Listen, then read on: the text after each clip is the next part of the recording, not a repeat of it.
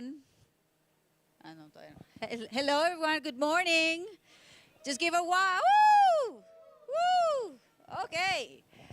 Thank you for joining us this morning. I know it's Friday morning. You probably went out partying last night, but we still have one more day to go of interesting talks and panels this afternoon. So thank you for being here today.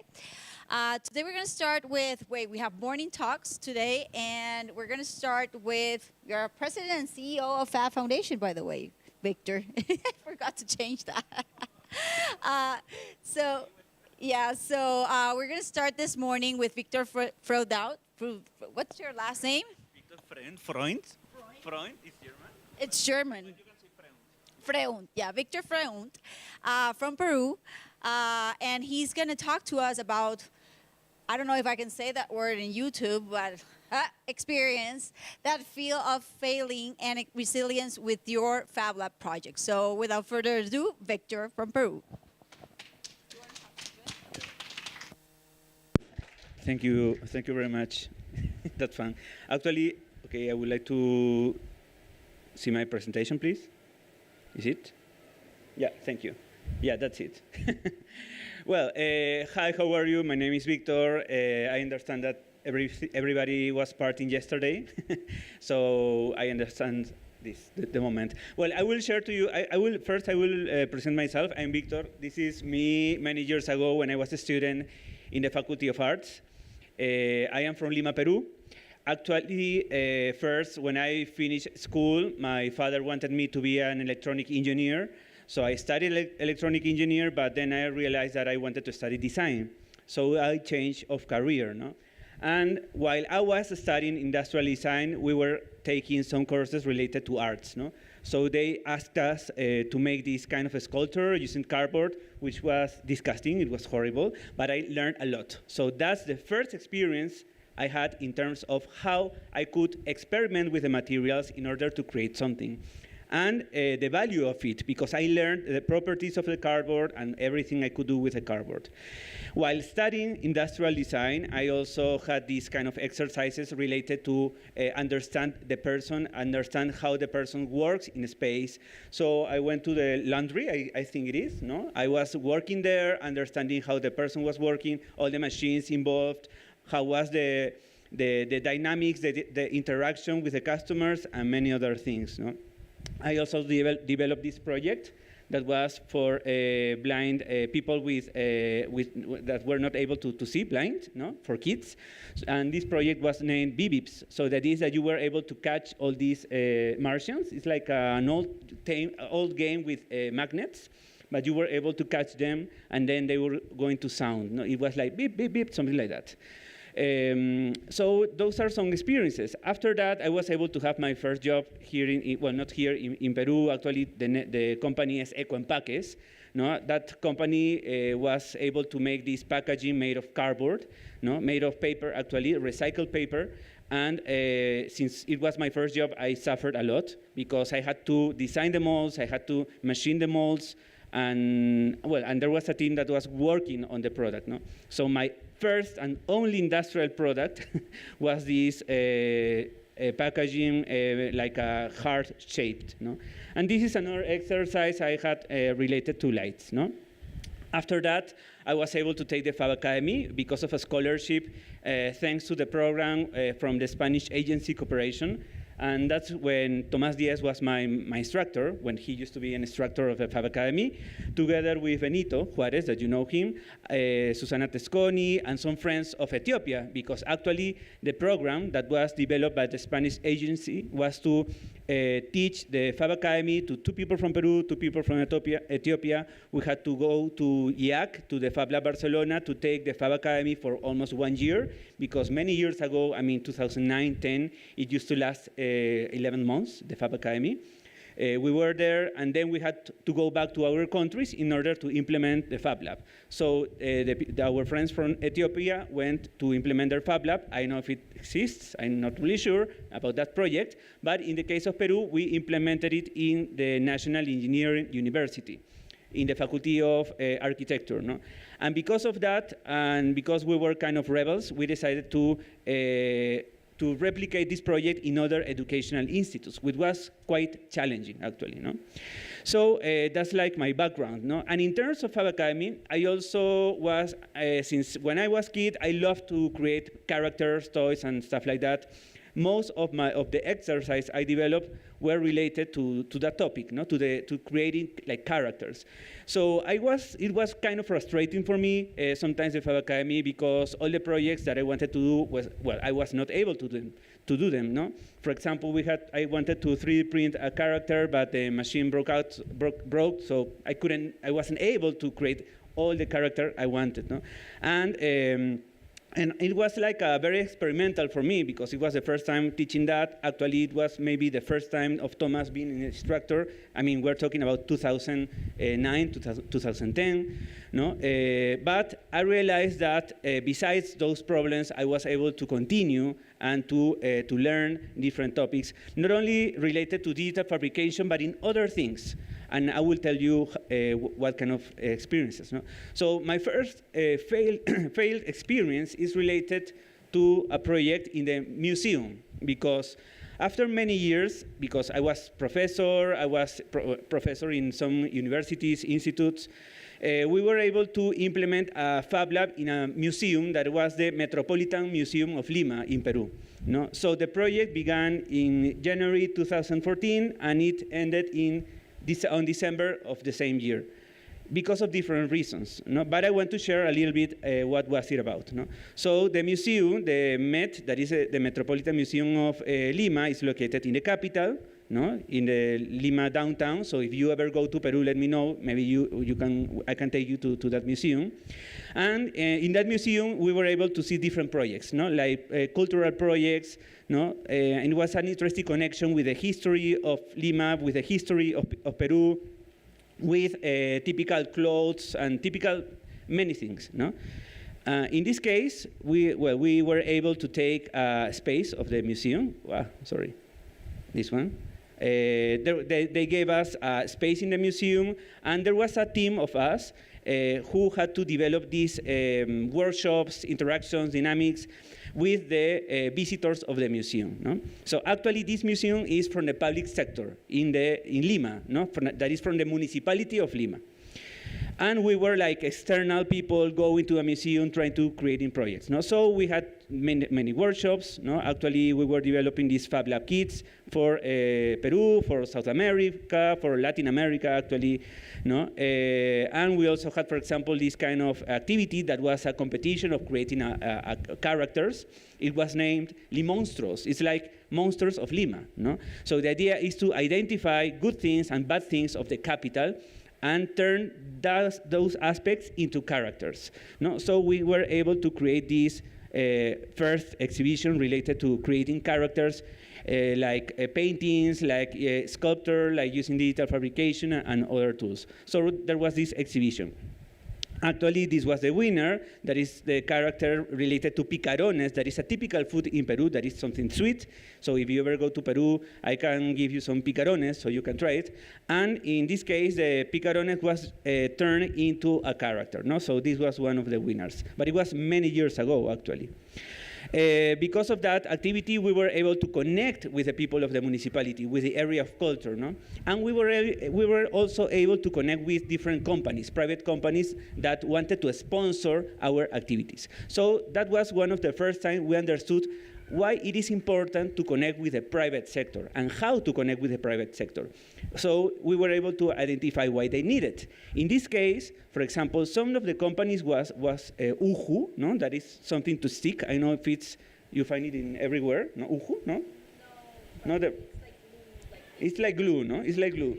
Instant glue, yeah. No, so that instant glue is a brand. They also had these other elements for school, no, like pencils, and everything. So they connected that to the competition of creating monsters, no. And when there were other brands that decided to sponsor the activity.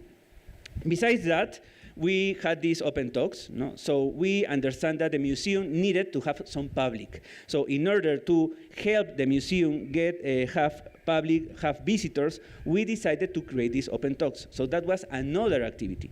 As an open talk, we tried different topics. For example, related to arts, fashion, and 3D printing, the creation of cartoons, experiences related to the FAB Academy, the creation of props, no, like those things that people can use in the, related to comics, to superheroes, the 3D scanning, and more experiments related to the FAB Academy. So with that dynamic, we were able to connect part of the technology with the needs of the museum. But it wasn't so easy, actually, because they didn't understand the connection of history, of culture, with digital fabrication. No? But because of that, they decided to also create these different events with makers, with engineers, with designers. So a lot of communities from the Peruvian context were able to go to the museum in order to share their lessons learned. No? We also had this another dynamic, but connected with a private university in Peru that is UTEC. It's a private university. It's kind of new. So they wanted us, as Fab Lab met, to create a dynamic where kids designed something that unimaginable, no? So the kids gathered with industrial designers in order to help kids create and give a shape to their thoughts. So that competition was lo inimaginable posible, no? It's how possible it is to make something that maybe you cannot imagine. It was an interesting experience. It lasted many years in UTEC and also in the museum, but when they changed the directors, it was forgotten forever. No? But it was interesting because we were able to connect children, their ideas, their needs, their findings with the skills, digital skills, and knowledge of industrial designers in order to create something together. We also had another activity that was related to create a piggy bank, but it was with the University of Queensland University in Australia, I think. So it was our first distributed experience. So students from the university were able to design this piggy bank. It was quite simple. It was not complicated. And they sent us the file, and in the museum, we were able to fabricate it. So it was interesting because we were able to connect with students from other parts of the world. And also the museum was able to understand how they could connect with the world, actually. No? Unfortunately, there are no videos because this documentation is from 2014, so it's not available anymore. I cannot access to that. But it was interesting because it was an experiment related to the connection of people from different countries in order to create, well, a prototype of a piggy bank. No? We also had this another experience, because we understood that in order to be in the museum, we had to answer to their needs. No? And it's important that if you are going to make a project, it's important that you understand who the user is going to be or your customer is going to be. So in this case, we were helping the museum, not the external, but the museum, because we were like invaders in a museum, taking a space of theirs. So we created this totem, no? This physical totem, like with laser cutting. No? It was quite interesting experience because one of the team modeled it in 3D, then slice it in 1, 2, 3D. 1, 2, 3 make, right? That doesn't exist anymore, I think. No. So with that tool, we were able to create this product. No. Here's a video. It's kind of embarrassing for me because I don't wear glasses, but you will see the video. Wait. I will maybe speed it. Let's see. Not all the video. I will show just a little bit. And I think yeah, I don't wear glasses, actually. I did it because I just wanted to do it, but I don't use it. Don't make fun of me. So, yeah, the idea of this museum was to explain the process. First, what the museum is. Second, what the Fab Lab method Además, is. es el primer Fab Lab en Sudamérica que forma parte de un museo de cultura. By that time, was like the first Fab Lab in a museum, no? 2014. I assume that now there are more Fab Labs in more museums. No? So we work on that poste El proyecto sagrado. consiste en la He's interpretación the del poste designer. sagrado Playa Actually, Grande de la Wilhelm cultura Schulze Jin, is now utilizando helping in técnicas de fabricación Germany. digital que encontramos en FAB23. Sorry, it's in Spanish, so I know if I should. You can listen to it, but I know everybody speaks Spanish. That's the original design, no? From a, El reto principal ha sido emplear nuevos procesos para crear un objeto que represente nuestro patrimonio de una manera diferente, única y única a nivel mundial.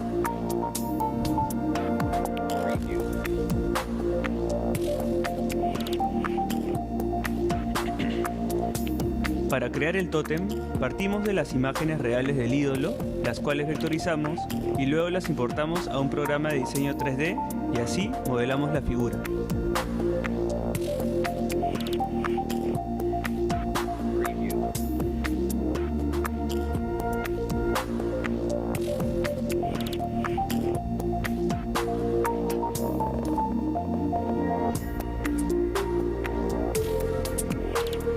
El siguiente paso consiste en exportar el archivo a otro software donde seleccionamos los parámetros de despiece, dividiendo el modelado en 418 piezas de MDF de 5.5 milímetros de espesor, contenidas en 104 planchas que luego de ser cortadas en láser durante 14 horas continuas, las ensamblamos como un rompecabezas vertical sobre una base metálica.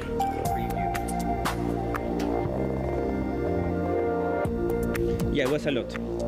So a lot of pieces to be cut. No, I'm not going to show all the video, but the idea of this video was to help the visitors in 2014 to understand the process of making a project based on a cultural aspect, on history, but using also laser cutting as part of the digital fabrication. But since we also had this model in 3D, we decided to 3D print it. No, and that's the result. It was really small because by that time it was very expensive, the use of the 3D printing. And this video was also shown as part of the exhibition inside the museum. No? Yeah, again, I don't use glasses. Sorry for that. It was a mess. So let's see. Yeah, that's it. Then after that, the problem is that, yeah, the people understood. They said, yeah, now we wanted to have the Fab Lab. No, it was December. We were planning to make this new project that was the Eco Maker in order to create products based on recycled materials. But after that, something happened. That the change of the mayor. So that's the first fail. What failed? The mayor. So it was a problem of the connection with the public entities. Sometimes you will realize that you have a very nice project that you want to do it, but sometimes the connection is not enough. No? So what failed? There were many failures here. First, a lack of manager, because yeah, I was helping there, but I was not the real manager, because I was in many other things in parallel. So if you really want to develop a project, you have to be there. It's really important. Also, there was a lack of members specialized in communication. It's really important to have somebody specialized in that. Sometimes when a person is going to develop projects related to fabrication, they use, I know, the engineer or the designer or the maker is working on the social networks or on communicating. But there are people that really and do study that kind of things. So it's important to also include that, that person as part of the team. We didn't have an area for hand tools. I believe that the main problem was the change of mayor, because first we had this mayor that was Susana Villarán, then it changed to Luis Castañeda, and he had other priorities in terms of culture. No? Also, as a team, we had a lack of political skills, because we didn't know how to connect with the public servant, no? In order to keep the project. No? Also, we had a lack of examples connecting history, culture, and digital fabrication. So the new people could understand what the Fab Lab is or the reason of its existence. Also, too much volunteering can be exhausting because there were lots of volunteers there and of volunteering, but it was kind of exhausting because we didn't have a special program related to volunteers. Wanting to do everything is also a problem because we were like 3 people, we wanted to do everything, we didn't delegate, and that's also another problem when you want to develop these kind of projects. The location was far away from the normal areas of visitors, so the Fab Lab was in this place, but all the visitors were here. So, I mean, they didn't have like a reason to go to this Fab Lab. It was not part of the, how do you say recorrido? like the what? Trajectory of the route. It was not part of the route. So if it's not part of the route, they are not going to, the visitors are not going to go to the Fab Lab. No? Also, there was a poor signage, no? Because so me as a visitor, as a tourist going to the museum is like, hey, but where's the Fab Lab? How can I go there? So it's important to work on the signage too. And also a description of what the Fab Lab was, easy to understand. Because imagine 2014, it was kind of new, the concept of a Fab Lab inside a museum, no? And me as a visitor, as a tourist, as a national visitor, is like, but what is a Fab Lab, no? How should I go there? What am I able to do? So those are some characteristics of the first project related to failure that I want to share, no? Because now it doesn't exist. The second experience is related to Peru, where I used to work. No, that is also from the public sector. Now I'm in a Ministry of Tourism, no, but that is like, it's kind of similar, but this is a previous project, that is Peru Lab. It began in January 2017 and ended on December 2019. So what is Peru?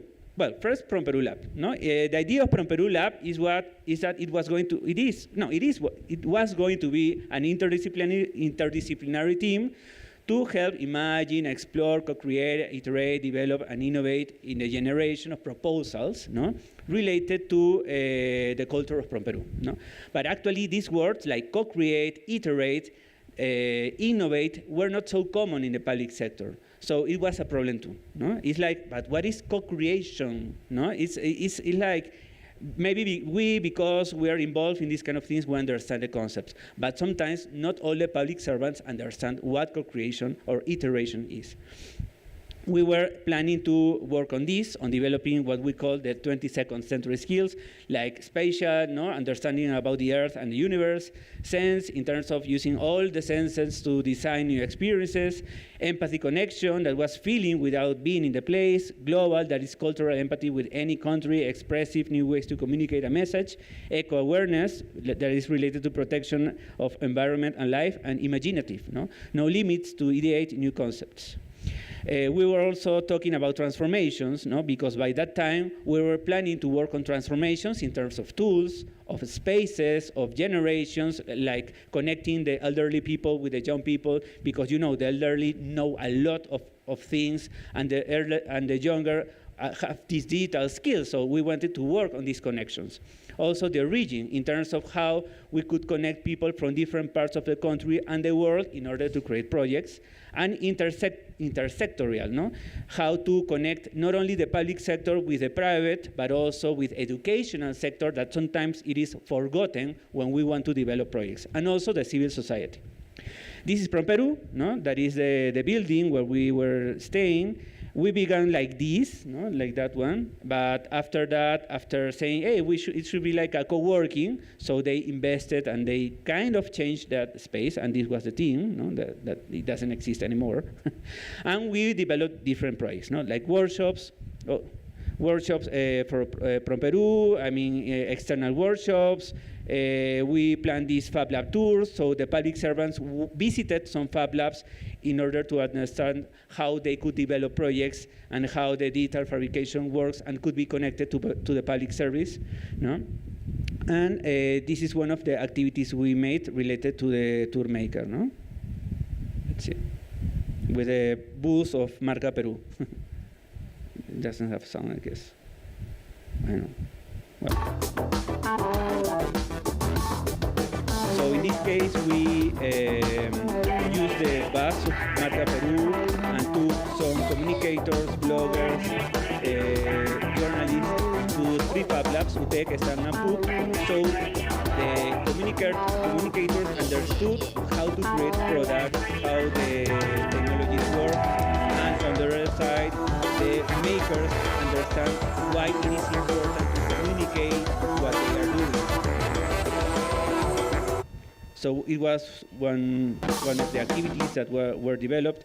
We realized after this that not everybody understood the concept. So we thought, hey, maybe nobody's understanding what an incubator is, what a startup is, what a Fab Lab is, what a laser cutter is. So we had to work on a glossary of concepts, of terms, named Saber Alpha. So with this Saber Alpha, what we did was to put the word, the meaning, some images, and also some links to videos and PDFs to understand the meaning of the concept. No? Besides that, we also shared some of these definitions internally to the public servants so they understand and learn these concepts. Again, we were like making different workshops with different activities. For example, podcasts, workshops for artisans, workshops for the public servants. And besides of the tours to the Fab Labs, we decided to visit some laboratories, like innovation laboratories, because maybe in some countries you will see that they have innovation labs. No? Banks, for example, companies related to insurance, maybe some universities, they have laboratories, innovation laboratories, creativity laboratories, or research and development laboratories. So what we did was to take the public servants to those spaces so they were able to understand the methodologies they follow, the concepts, the teams, no, and also the space, because it's not only about the people, but it's also the space where where everybody is working. No? I think this is one of the activities. I will not show everything. We work with a consultant from another country too. No?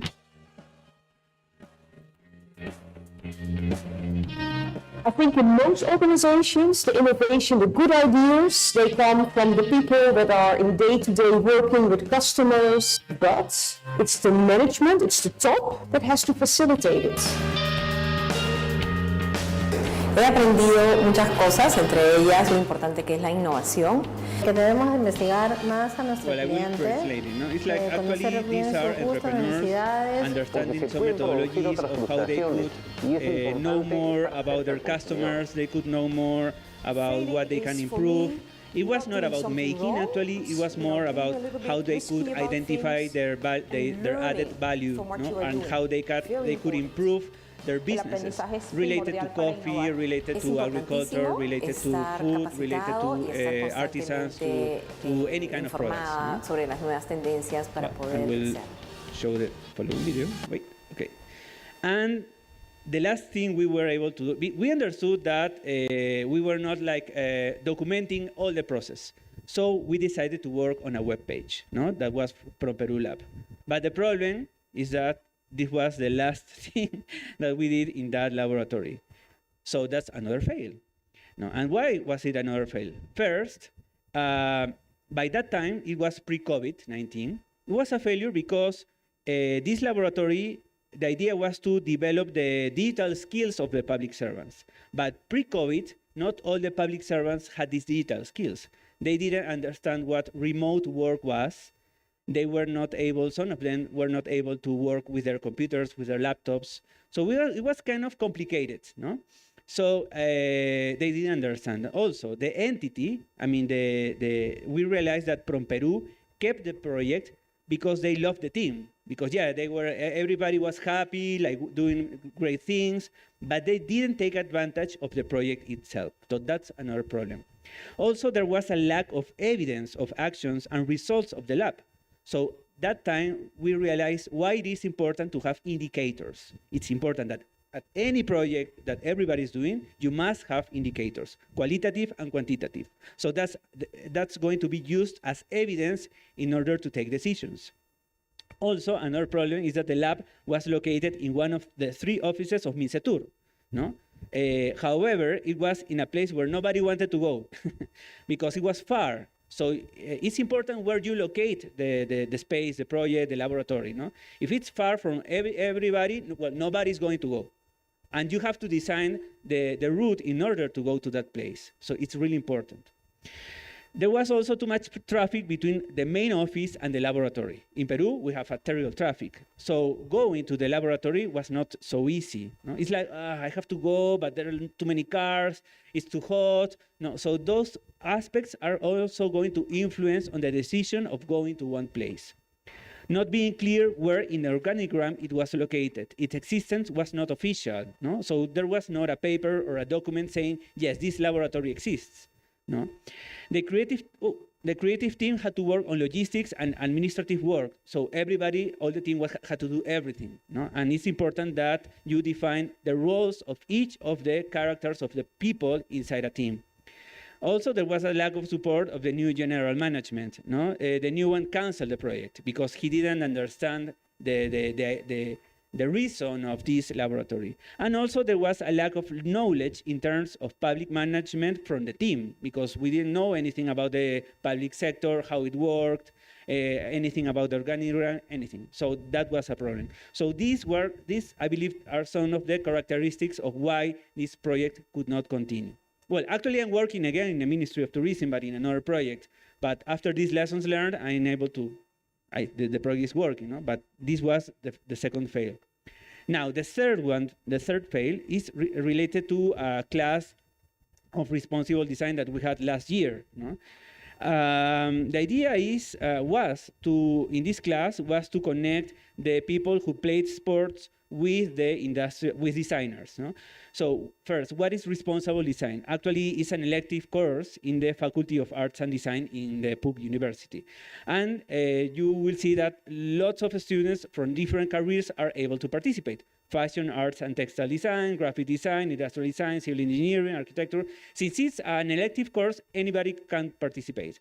And these are some of the topics that are taught in the course: sustainable design, sustainable development goals, circular design, etc. And what we do is to follow the design thinking methodology, no? Emphasize, define, ideate, prototype, test. No? In that course, what we do is to explore and look for a problem so students can solve that problem using their knowledge. No?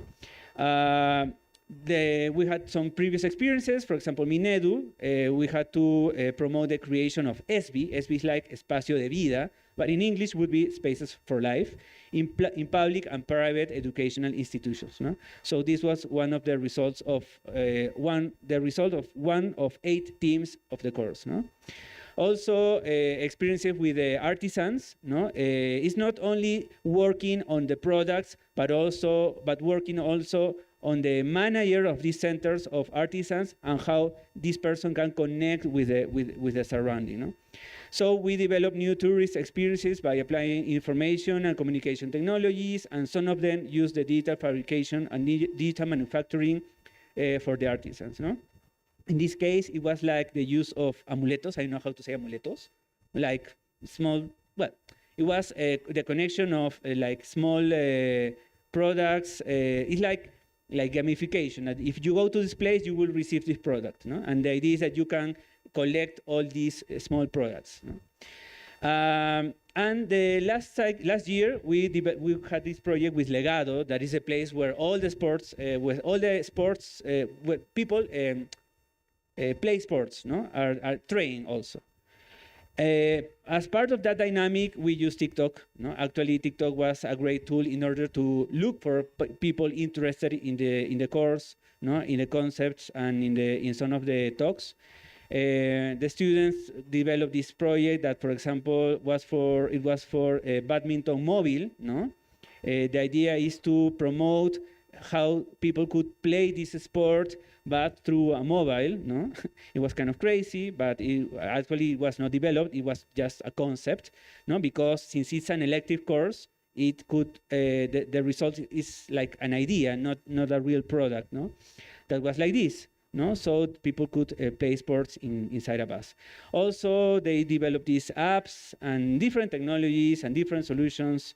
No, they also had this research of how these people, how they train and how they live. No, I will show you this video of the boccia, that is one of the sports that they play.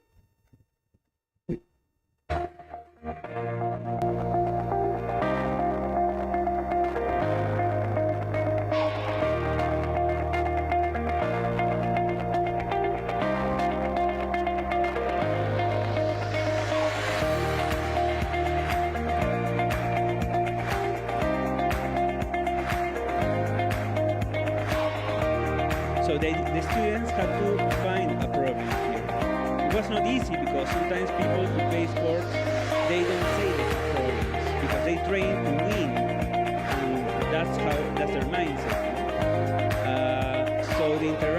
even students who had, I mean, after COVID, who had not been so social, had been socialized with people who play sports was not so easy, actually. Because sometimes students don't know what to ask. They don't know how to find a problem. They don't know how to define a problem. And the people who play sports, they say, I don't need that. So there had to be lots of meetings, of interactions, so they could talk to each other and be empathic. So this is the idea of how Bocha works. Now, one of the issues that they realized was this product, this one, okay? Actually, this product, they could have, I mean, the students could have developed different topics, but they had to choose only one. No? So one of the issues is that these balls, no, that is for Bocha, is important and it's really expensive. Actually, it costs like the kit is like $3,000 or something like that. But sometimes for a person that is playing sports in Peru, it's too expensive. No? So what they wanted to do is how to replicate this kind of product using local technologies, local materials, and trying to use the plastic, no? As in order to fill this ball. No? But again, it was a fail. No? It was a fail. It was a good experience for the students. It was a good experience for people that were training and also to the federations. But the fail is because there was a lack of budget. No? Because there was a lack of budget to the next steps of the development. Because it's not only the idea, you also need to think about what's going to happen after you have the idea. Are you going to develop it? Are you going to sell it? Are you going to do what? And there was no budget.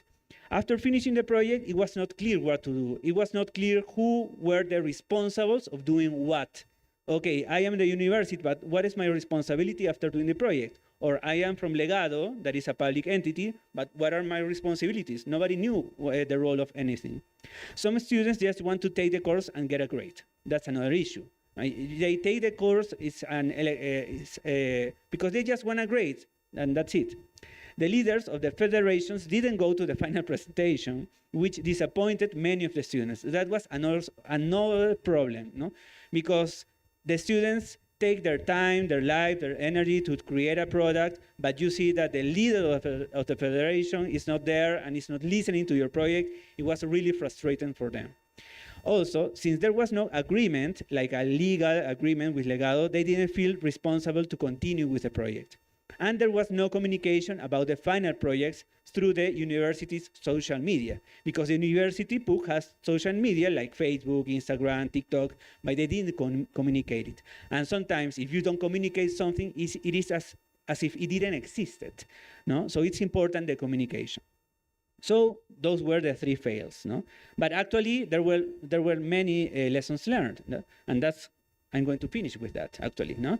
The first lesson learned is you have to understand your target, no? The feelings, what they like, their dislikes, their purpose in life, their weaknesses, their skills, everything. It's important that you understand, because as you see in these projects, in these examples, in the museum, for example, we wanted to create something for the visitors, but actually our customers were the owners of the museum, no? Because they were owning the museum, they were the administrators of the budget, of the spaces and everything. But we realized that too late, no? So it's important that you understand who your public is. Could be kids, could be adults, could be for private entities, educational entities, I know, public servants, anybody. The second is that you have to explore all your stakeholders, their interactions and roles in the problem or need that you have identified.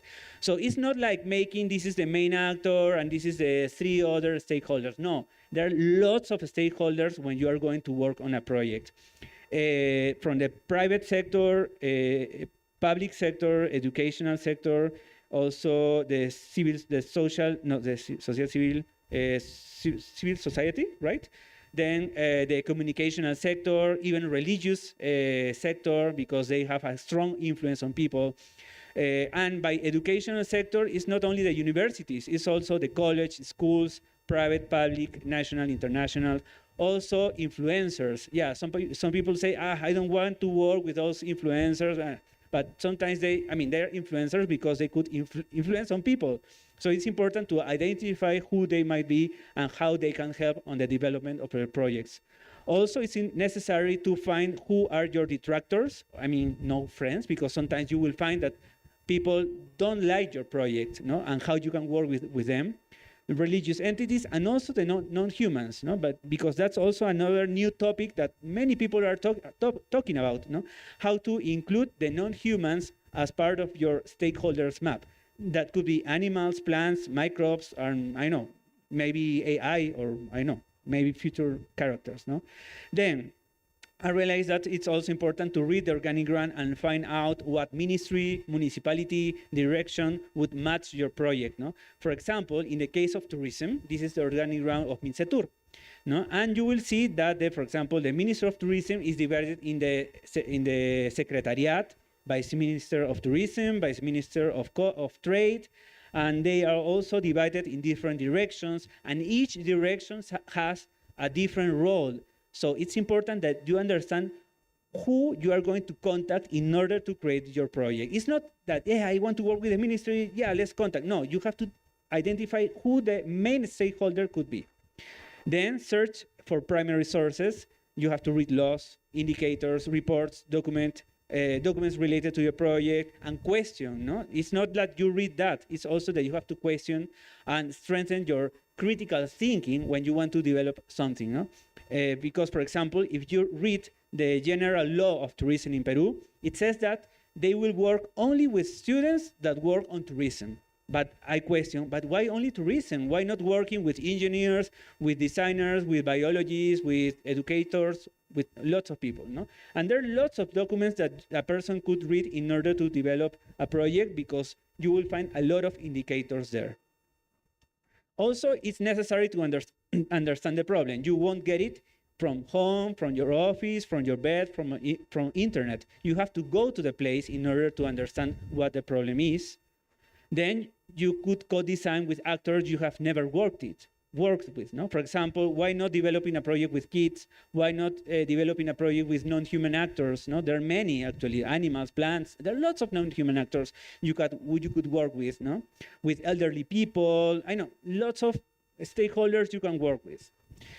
Keep the user's experience simple and unforgettable, either as a product, service, system. No? The idea is that people want something easy, no? They don't want to struggle a lot in order to understand something. So if it's simple, it's better. No?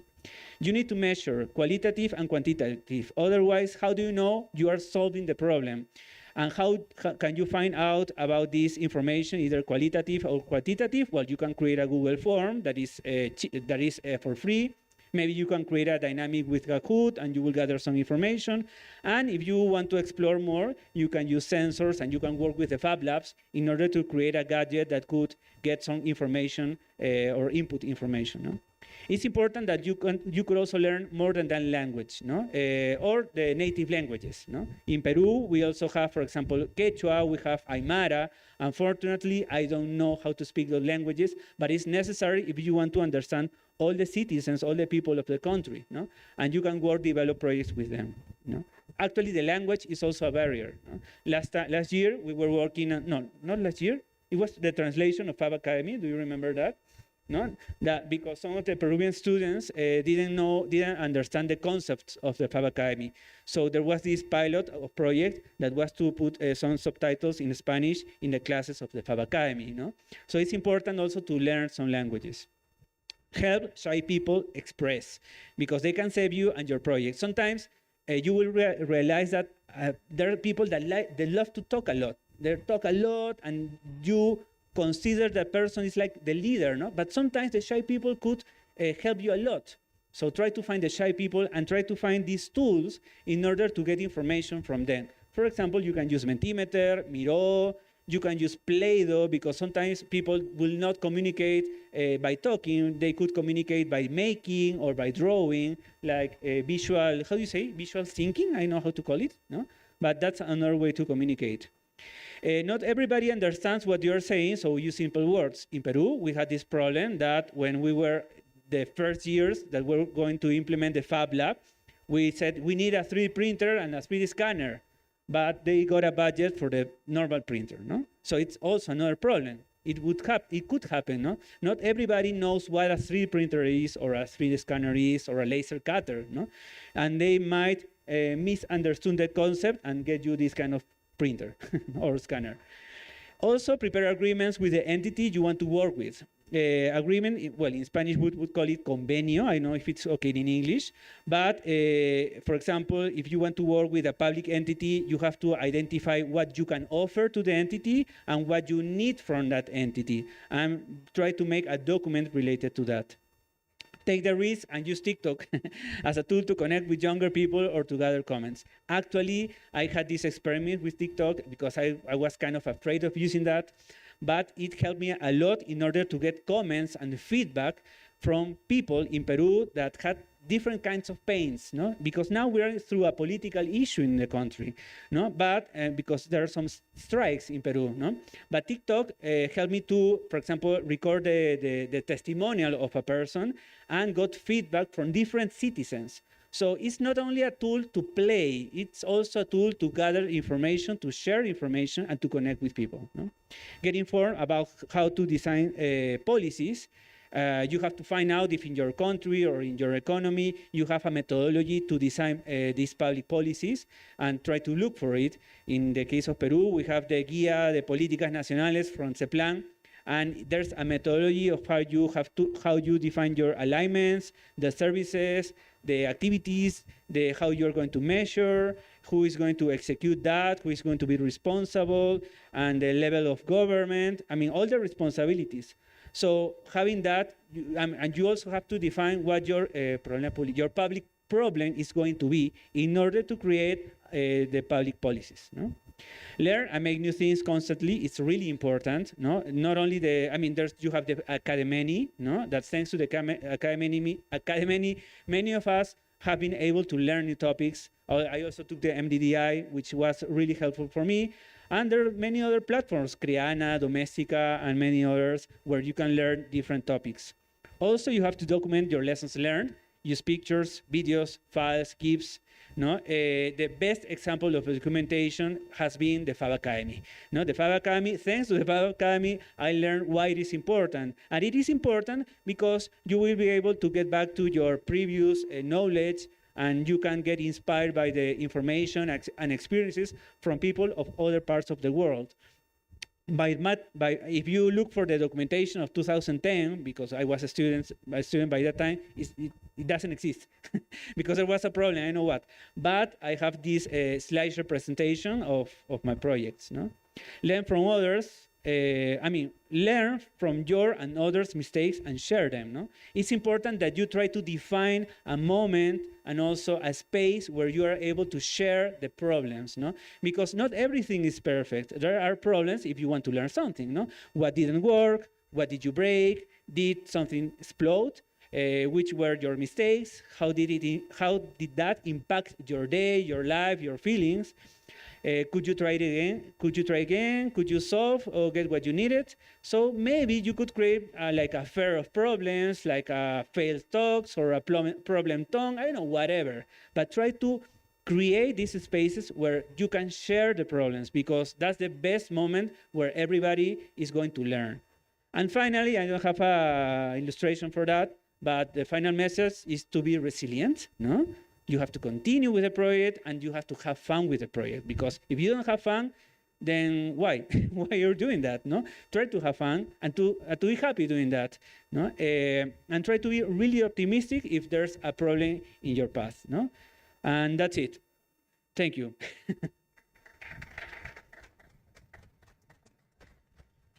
Thank you so much, Victor.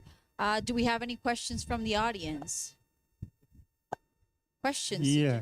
Yeah, you have. Thank you, Victor, for sharing these failure experiences while I set up the presentation for the next speaker. I'll ask you one question.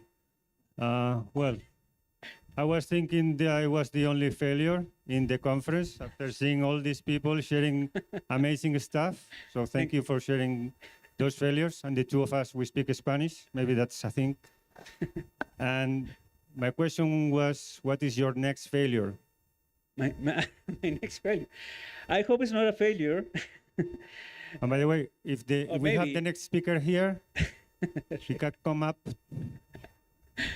set up the presentation while Victor is Huh? answering. My next failure, I think my next failure actually I know if I will have a next failure, but actually there. Where? What do I do here? Okay. There, like that. I have to. Okay. Maybe the next failure is going to be, I don't know. I hope I realize I could find my next failure, but I've had many failures, and right now I'm working in ministry. No, I'm working in the Ministry of Tourism, so I hope it's not a failure. But what I really hope is that my lessons learned help me to create and continue with that project. No? But what I really find necessary is to, for example, talk with the people, identify what their failures were, where, how, when. No, so you have to begin with those basic questions. No, maybe my new failure or experience will be related to the university. No, actually, in a university, because I'm also a professor there. My next failure might be related to design, no? Because we're working on an upcycling project with Toyota. So maybe it's going to be a failure, we don't know yet, no? But the best thing about failures is that you can learn a lot and you are able to understand the properties of the materials, the process of connecting students with a private entity that is Toyota, no? And how we can design new products, maybe furniture, using these kind of elements of the cars, no, that are not being used. So how we can upcycle them to create some functional products, maybe a furniture, maybe a chair, I know what. Well, and that's it. Thank you, Norela. Thank you, Victor, and thank you everyone for being here. I think it was a great experience seeing all the failures and how to basically improve them as you continue along your path of becoming a maker, a fabber, engineer, an inventor. So coming up next, we're gonna go with our next session of the day, and that will be with Karsten Wilder from I think Fab City Hamburg. Yeah, correct. Where he's going to talk about his journey in Germany and the legal aspects of a Fab City. So without further ado, Christo. Maybe. Okay. Good morning, everyone. I have good news for all of you. It won't be only me talking, but mainly my colleague Fabian, who's sitting next to me, because he's a true expert on all legal aspects of open source hardware and also of the legal infrastructure of a Fab City. My name is Karsten. I'm the executive director of the Center for Transnational IP Media Technology Law and Policy at Bucerius Law School in Hamburg. Bucerius Law School is a private law faculty founded 25 years ago. But yeah, in the meanwhile has quite a good name for doing any kind of legal research and also international, interdisciplinary and innovative legal research.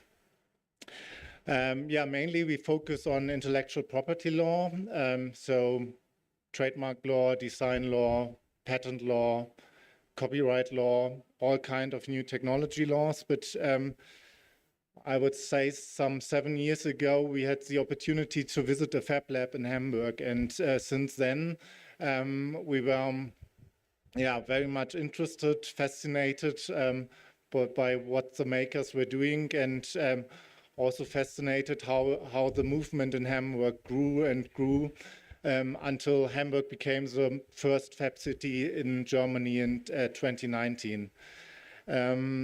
Luckily, 2 years ago, the Fab City Hamburg and especially one of the universities in Hamburg got funds from the EU and also from the German government or German ministries to further develop on the Fab City. And one part of that is doing research, very interdisciplinary research. So nowadays it's 5 different universities from Hamburg dealing with 5 disciplines regarding the infrastructure of the FAB city. Those are economists, supply chain managers, city planners, also engineers, of course. And yeah, we are the legal university, which has the opportunity to do extant research on the infrastructure of the FAB city. We mainly focus on 3 topics. That's the first one are IP law, IP rights, of course, and especially how IP rights can enable the open source hardware movement. Second is licensing agreements. Fabian did a workshop yesterday. In some extent, he was explaining which licenses are favorable for which part of open source of a product of an invention. He will go there in detail again in a few minutes. And then the third part of our research, and that's probably the most difficult one, is liability issues. Liability law is very nationally regulated, and I mean, our purpose or our focus is to be able to give legal assistance for the whole FAB city community, for the whole FAB lab community worldwide. And we are quite positive that we'll be able to do that in a few years or in the next year even with regard to IP law and to licensing. But liability, we start with German liability law and then we go on from there. Now it's my pleasure to hand over to Fabian. I got to know him 10 years ago when he was still a student at our law faculty. He started as a student assistant at our IP center, continued as research assistant. In the meanwhile, he successfully wrote his PhD thesis, which he'll defend in a few months. And in the meanwhile, he also became a fully qualified German lawyer and started working as a lawyer a few weeks ago. I would say he is the only expert worldwide working on open source hardware and its legal impacts now for nearly 10 years. And I'm very glad to have him with me here in Bhutan. And I hope you'll enjoy what he'll present.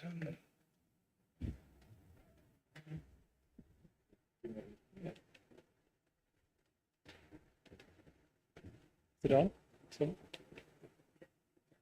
Yeah. Does it work? Can you hear me? Or... Yeah.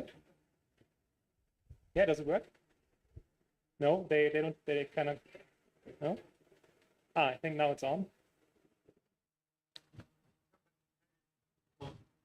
Yeah. Now it works. Great. Thank you, Carsten. Sorry.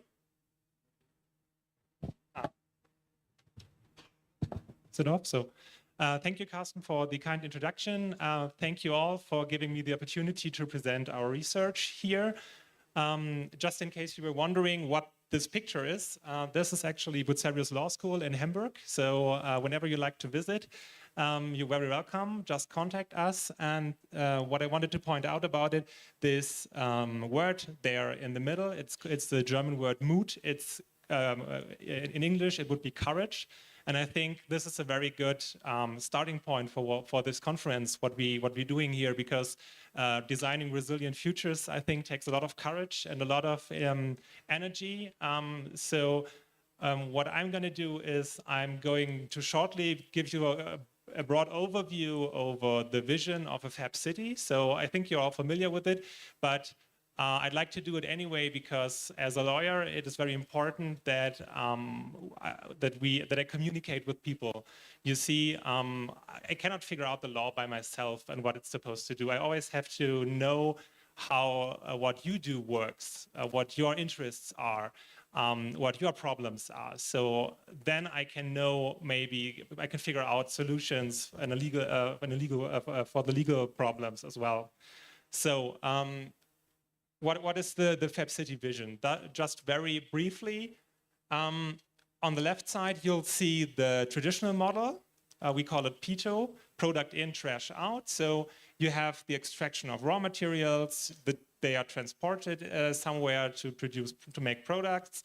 These are distributed to consumers who consume the products, which leads to trash. Where maybe you can extract some raw materials, but it's not really a sustainable model. I think you can clearly see that. Whereas ultimately the goal would be to reach the right side. That model is called DIDO, data in, data out. So the ultimate goal would be to have circular fabrication anywhere in the world, in every city, in every country, so that you don't have all this transportation, you don't have all this trash, but you really have a circular economy which is sustainable by itself, and that you share data, that you share your knowledge, that you share it globally. That's what you're doing right now, I believe. So this would be the ultimate goal, just to give a quick overview. And now the question is, why is the law important? Maybe you didn't even consider until now legal aspects of what you do because you're interested in making things, and I can relate to that. I'm afraid I have no technical background, but I visited a couple of fab labs, of open spaces. I met some makers just to get a feeling of what they are interested in. So, and I had the impression that it's quite difficult to understand, maybe because people think, oh, the law will stop me from doing what I love. It's just annoying to deal with legal issues. I don't want to do that. So what we are trying to do in our research is to figure out a way to work with the law easily, in an easy way, to make it understandable for everybody. So we're not interested in speaking legalese so that nobody can understand and discuss with us, but we are interested in doing it in an understandable way. And also we want to use the law to enable you to keep making stuff, to keep innovating. So this is our main goal. And to illustrate why you maybe should consider legal issues in the future, I'm going to use some quotes.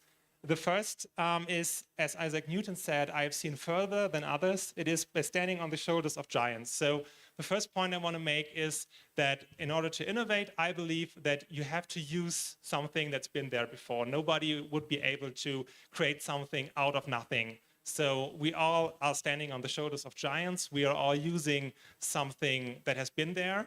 And in particular, in ever shorter innovation cycles, we have to continuously use what other people are putting out. Then, as John Donne put it, no man is an island. We are all connected.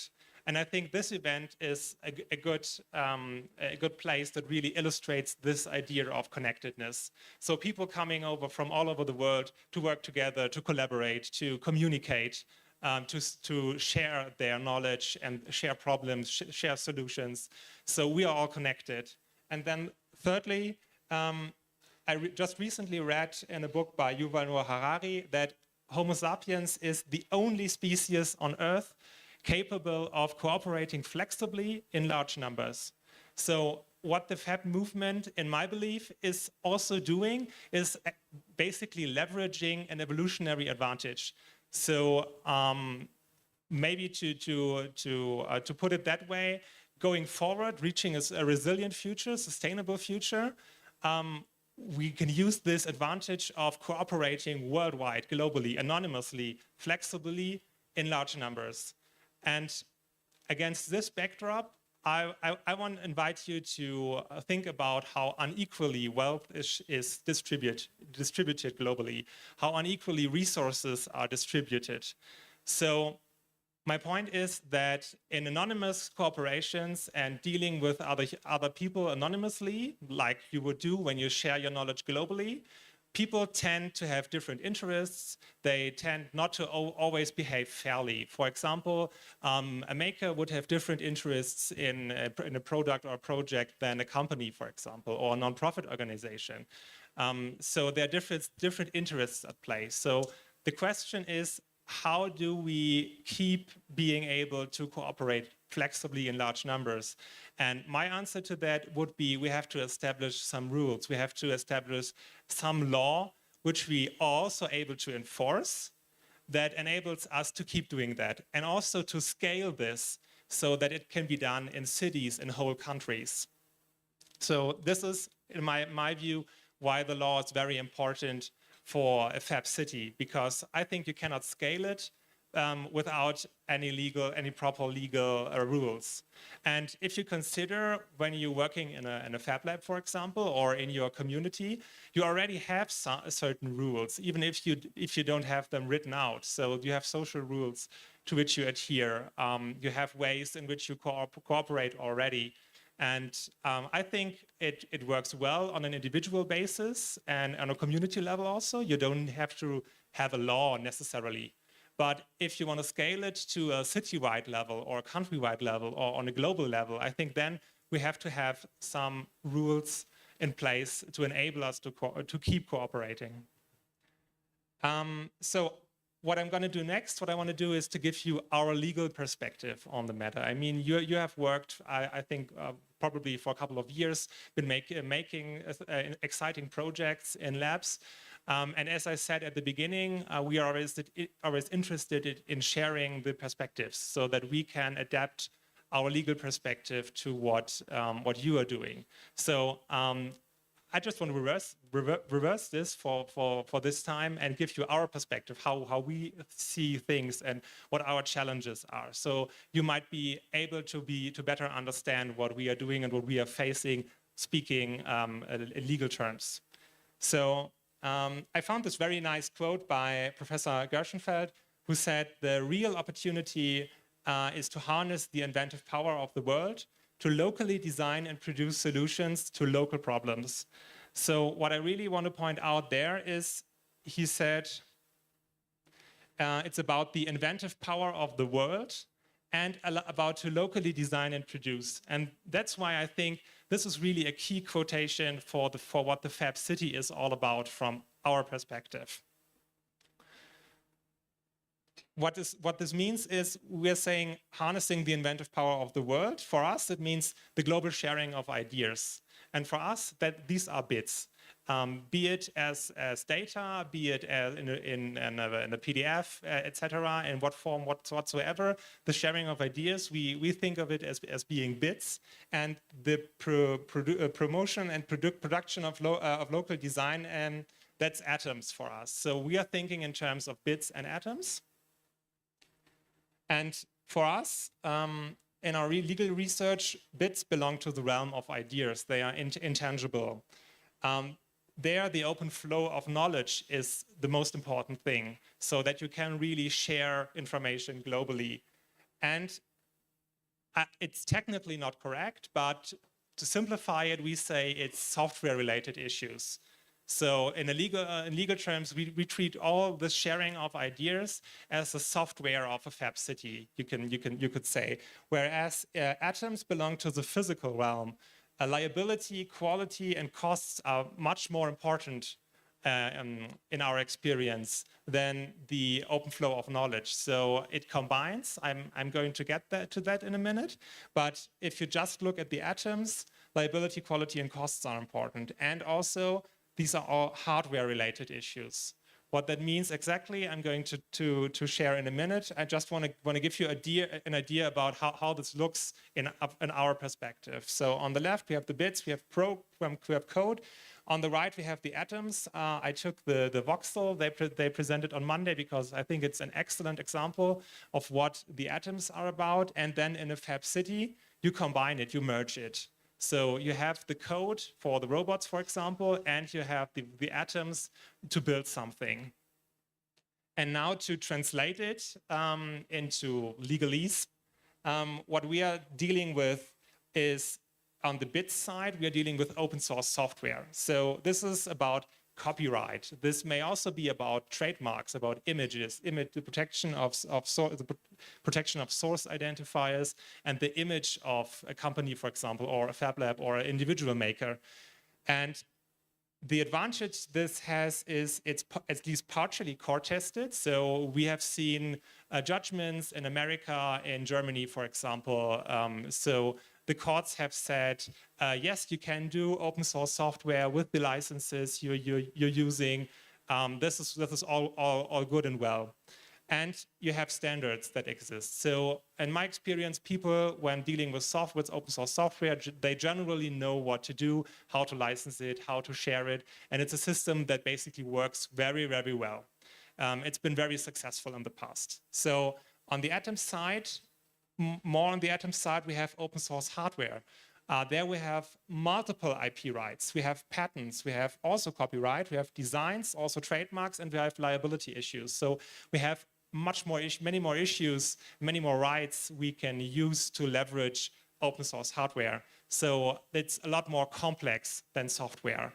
And on top of that, it's a new phenomenon. There are no standards in place. So what I found in the past, in my experience, is that it works very well on a fab lab level and on a community level. So people collaborate, but there are no international standards, for example, for sharing. There's only one standard in EU for how a documentation for open source hardware should look like, so that everybody can understand it and rebuild whatever is shared. Correct me if I'm wrong, but it's my impression that it's really challenging. And I want to stress at this point that in order to build a fab city, which is much larger than a network of labs or a community, or even going further to build a global network of fab cities, we need these standards. Most of all, we need these standards and we need some rules. So this is what our perspective looks like on the topic. That leads me to our research questions. What are we interested in our research? What are we interested in as legal experts? So we are asking ourselves, what are the right IP strategies for Fab City? For example, do I really need patents, or can I do without them? Because in order to get a patent, you have to register it. It takes time, it takes money, it takes effort. You have to monitor it. So do we need a patent? Do they have an advantage? Or do we need maybe a new IP right, which doesn't exist at the moment? So these are all very exciting questions. And the second one would be, how can open source hardware be properly licensed? Because especially if you're going one step further, we had a very interesting project in Hamburg that was called Interfacer. And there they are trying to develop a Fab City operating system. And the goal is to automatically share any profits to any contributors if a product coming from a fab lab is made and sold by others. And if you look at this process of automatically sharing profit, then the question is, because there is no license that does it at the moment, so we need a new license. And then the question is, how should it look like? What rights and obligations should people have when they're dealing with this? So there's a lot of open questions there. Then I already touched upon this. How does a suitable compensation mechanism work, after all? So if you want to say, yeah, I want to automatically share profits to any contributor, how much? Would it be a certain percentage? Would it be a fixed lump sum? How would you even clarify or distinguish the different contributions? In the project, they're using the blockchain to monitor the project and products through all of their life cycle. So that's the technology part of it. But then the question is, what would be a fair compensation? And I think there are a lot of people with different views on what would be fair and a lot of different contexts. Not every Fab City might be the same. So we really have to think about these issues in the future. And then the last question, I phrased it really generally: how do we want to take care of each other? So how do we want to share our knowledge? How do we want to share attribution, for example? So what is the code, the legal code the FAB City should be built upon, and FAB Labs also. And then next, I want to give you a short example. We are really deep into all of these different topics, and we have already done a lot of research. But because first, I don't want to bore you with legal details, and secondly, I think I don't have enough time. I won't go into too much detail there, but I wanted to give you an idea about legal aspects you might consider. And I think the most practical would be licensing, because in the repositories, you see a lot of licensing going on. Not all of it is well done. So I'm just going to give you a brief overview of what the pitfalls and possibilities of licensing might look like, as I did yesterday in further detail in the workshop.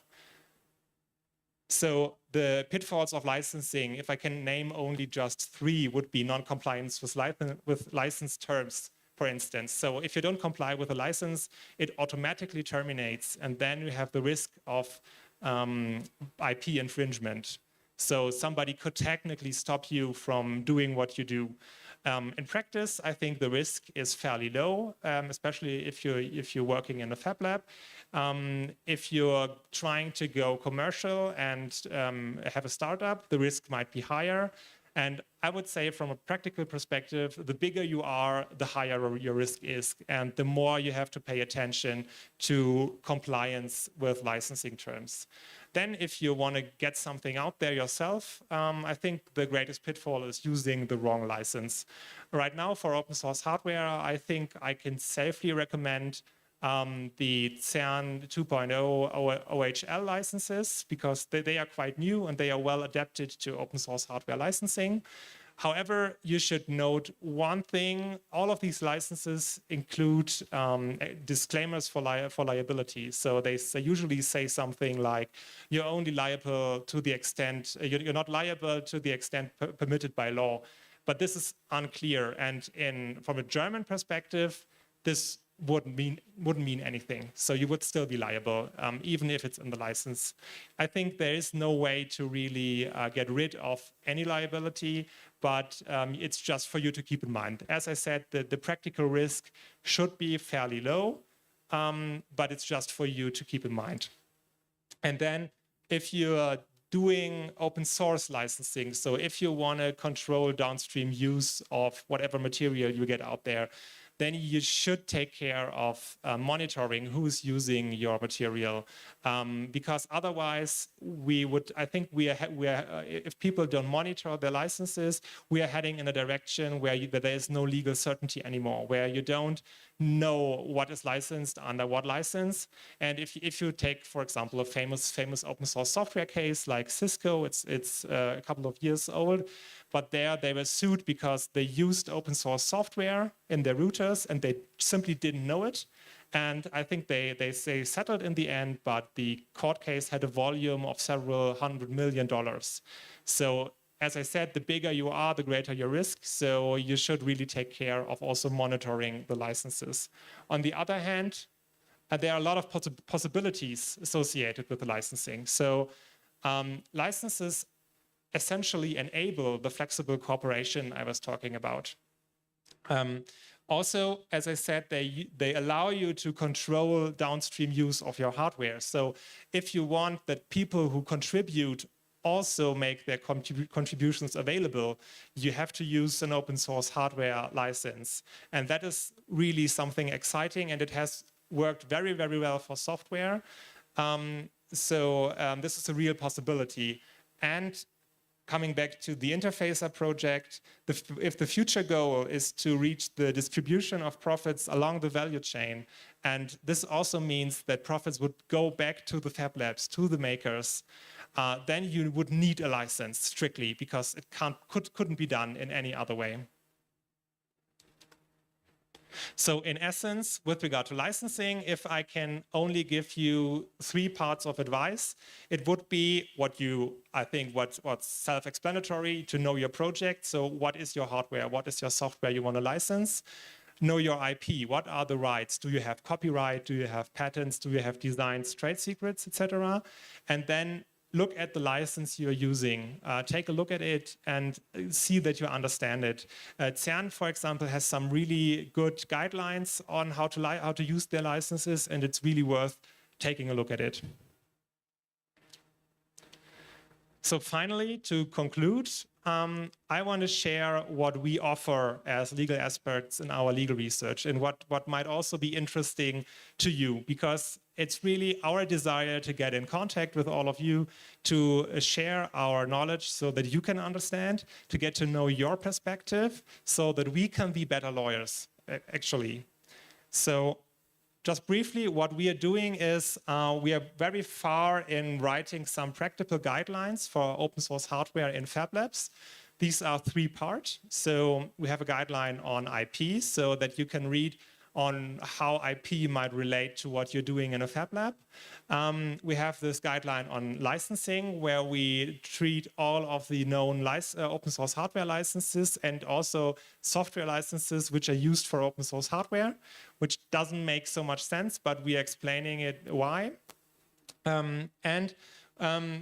Also, we have a guideline on liability, but I'm afraid to say that it only would cover German law. The principles might be similar internationally, but we cannot honestly say what liability law would look like, for example, in Bhutan. So we're concentrating on German law there, but you might see the same principles worldwide. With IP and licensing, it's different because there are international contracts, so there are international standards for it. Also, we are doing research on IP rights in a circular economy specifically. So how you can use IP rights to leverage or leverage IP rights to create a circular economy. Our goal is in future to also develop a license maybe which would allow a Fab City to work, so which also would allow it to distribute and share profits along the value chain. And then finally, we are looking at what a technology-sensitive liability law would look like. So for instance, liability might be different if you're sharing knowledge and giving it basically away for free than if you're making profits for it. Liability may be different if you're providing kits for do-it-yourself or if you're providing finalized products. So and it might depend on what technology you use. So if you use a laser cutter, it might be different from building a cardboard igloo, as I saw in the cafeteria, for example. So this is what we are doing and what we may offer, which might be interesting for you in the future. So with that, I'd like to thank you all for sharing your time with me, for listening, and I'm happy to answer any questions. Thank you. Thank you.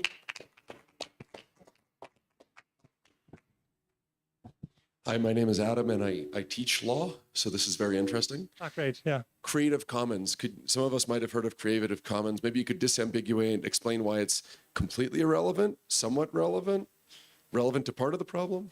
Yeah, I'm very happy to answer that question. Creative Commons are licenses which concern artistic works, literary works, etc. So they are only dealing with copyright. So in open source hardware licensing, you basically have 3 parts of a project you can license. You have the hardware as such, you have the documentation, and you have the software. So Creative Commons is not a software license per se, but it might work for licensing software. And most significantly, it might it works for licensing documentation. But it doesn't work for hardware. So you should be aware that if you have a design, for example, the outer appearance of your project, you want to protect that, you have to get a design or a trademark, for example. You cannot license that with Creative Commons. Thank you. Do we have any other questions? There we have.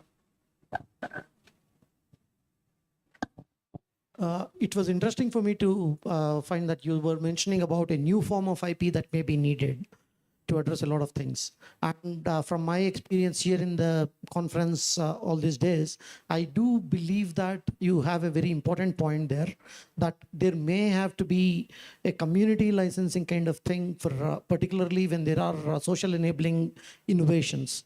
And because I don't come from a legal background and such, I wanted to know if there is already some provision for that internationally or in any particular country for a community licensing kind of thing that can help people replicate it for the social good, as long as there is no economic profit that people can reap from it. As of right now, I'm not aware that there's something in place internationally. So you have the licenses that have been developing over the last couple of years, and I think the most advanced licenses are the CERN licenses, as I said. Especially with regard to the sharing of profits, there isn't anything there. So we did some research on this for the Interfacer project specifically, and we didn't find any license. So I think what you mentioned, it would be a very good approach to have something, to have some international standard, to really have organizations look at licenses or even a new IP law and to implement it that way. I mean, you can also start on an individual level or on a community level, but I think if you really want to get the FAB cities going, at some point we will need some international standards. Question? Sorry, any other questions? Okay, so without, thank you, Karsten, and from the FAB City Hamburg team. I think that was a really nice approach into the legal aspects of what this means, and a little bit more of a tangible approach on what you're doing. So thank you so much. And we're gonna do a little special intake here on FAB City as well. And we're gonna have Álvaro Toledo presenting basically his new approach on what a FAB City is. So I know he was supposed to be in Yeti, but he is in a rush, so we're gonna put him in. So we're gonna continue with the team now. And I'll let you with Álvaro Toledo from Córdoba. He'll be pledging this afternoon, so stay tuned for that. Álvaro? Hello, just a moment, please.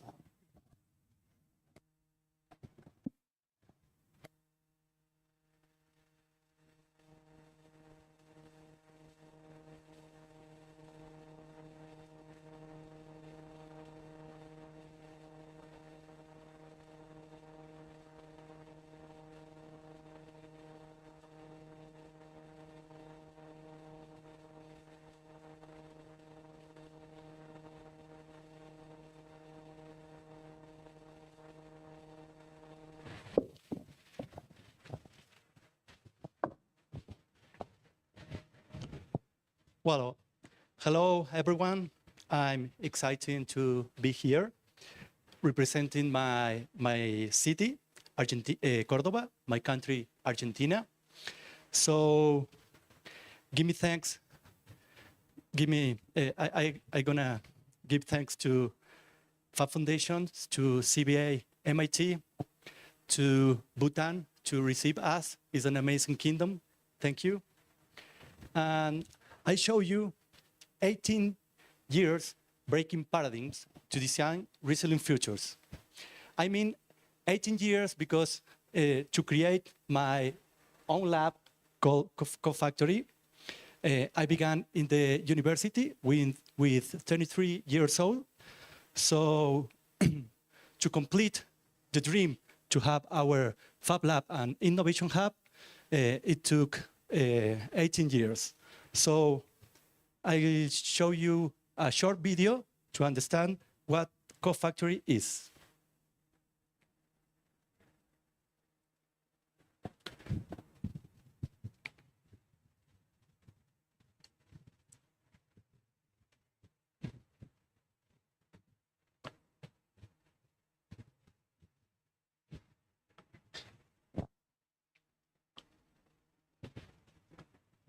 Sorry, the song? Volume? Okay. Colaborativo para la creación. Soy Lucas, soy programador. Desarrollo Arduino e Internet de las Cosas. Encontré en el Hub y en el Fab Lab un espacio colaborativo para la creación. Soy Jay y me capacitaron en el Hub y junto con Emanuel estamos a cargo del área de fabricación digital. En este momento estamos imprimiendo piezas para Lucas y para Gaby accesorios para lo que sería mobiliario. Mi nombre es Gaby y desarrollo dentro del Hub On My Plastic, en el que transformamos residuos en productos de alto valor agregado. Gracias al Hub pudimos acceder a la red internacional FAB23, lo que nos permitió pasar de un modelo de producción lineal a uno circular, Data In, Data Out. Además, en el Hub lo conocí a Mati, que nos desarrolló un proyecto de realidad aumentada para poder mostrar nuestros productos sin la necesidad de fabricarlos en primer lugar. Hola, somos Juan y Mati y estamos acá gracias a una beca del Hub de Innovación para poder seguir desarrollando Velotrail, la moto ganadora del Red Bull Basement y esta moto urbana. Queríamos agradecerles a CoFactory por brindarnos el espacio donde tenemos todas las herramientas para poder diseñar estos productos innovadores y a toda la gente que forma parte de CoFactory. Hola a todos, mi nombre es Mili Álvarez, soy encargada de Key Accounts para la Red Bull Argentina y también formo parte del equipo de sustentabilidad. Quería agradecer a Fab City por la cantidad de cosas innovadoras y soluciones que nos han ayudado a encontrar en la parte de sustentabilidad y espero que este sea solo el comienzo de una gran relación a largo plazo. Hola, soy Steffi. Me formé en el Hub en la capacitación de carpintería y en este momento trabajo con Josué. Acá no solo encontrás formación, sino oportunidades laborales y un espacio totalmente equipado para realizar tus propios proyectos. Muy buenas, me llamo Josué, trabajo en carpintería. Este ecosistema nos permite reducir costos en cuanto a compras en grupo y también facilita cursos. Mediante estos cursos pudimos contratar a Steffi para ayudarnos a trabajar en todo lo que es carpintería y también nos permite el hecho de la ayuda entre nosotros para poder generar distintos tipos de ideas, charlar y comentar sobre distintos temas nos ayuda a solucionar problemas. Esto es CoFactory. Esto es CoFactory. Esto es CoFactory. Esto es CoFactory. Esto es CoFactory. Esto es CoFactory.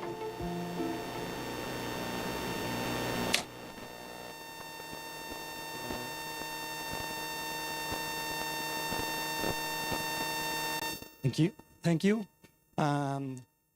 Sorry, as an Argentinian, I had to talk about Messi. And success is not measured by what you achieve, but by the obstacles you overcome. Messi is a clear example for overcoming obstacles to finally be one of the best players in the history. In the other side is a children called Julian Alvarez. And his dream was to play with Messi, and his dream was to play a World Cup. The second image is the World Championships. So dreams come true, and we have to work hard to get it.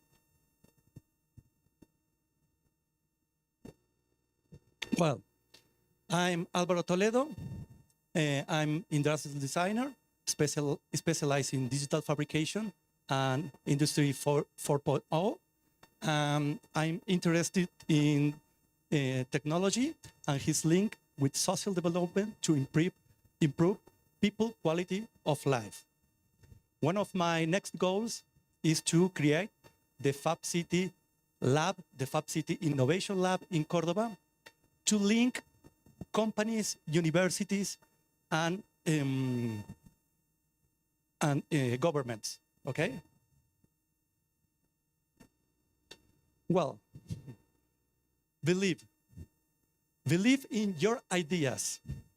This is a sketch that I draw, a project that I draw of my university in 2005 when I was 35 years old.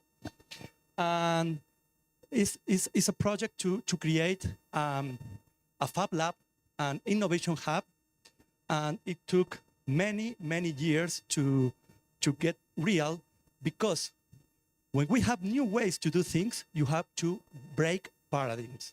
So it was in National University at Córdoba, Faculty of Architecture, Urbanism and Design. My project in 2005 was refused because a paradigm change, you know?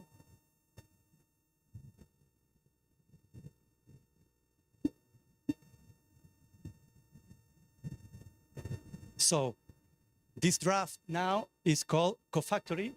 We have one of the strongest Fab Lab in Argentina, and now we are becoming a new member of the Fab City network. Well, no one is a prophet in their own land. What is this? Many local institutions refuse our project. I'm far away from my city, talking here in Bhutan. And it's a pleasure to show what of the path that I take to get the CoFactory project to impact my city. So I will tell you a history of overcoming obstacles, failures, resilience, perseverance, and finally break paradigms to serve my city, to serve Cordoba. Every industrial revolution or technological revolution had a break, a paradigm change. A new paradigm is a new way of doing things. When a paradigm is challenged, there is a tension between the known and the belief system. So Fab City now is a paradigm, and it's a challenge for us, break paradigms to do new ways to do things. And it was my biggest challenge to break that paradigms to create CoFactory, especially in my city. I was born being a part of the global transformation. The arrival of the internet that revolutionized the modern world drove me crazy, the change, the arrival of internet.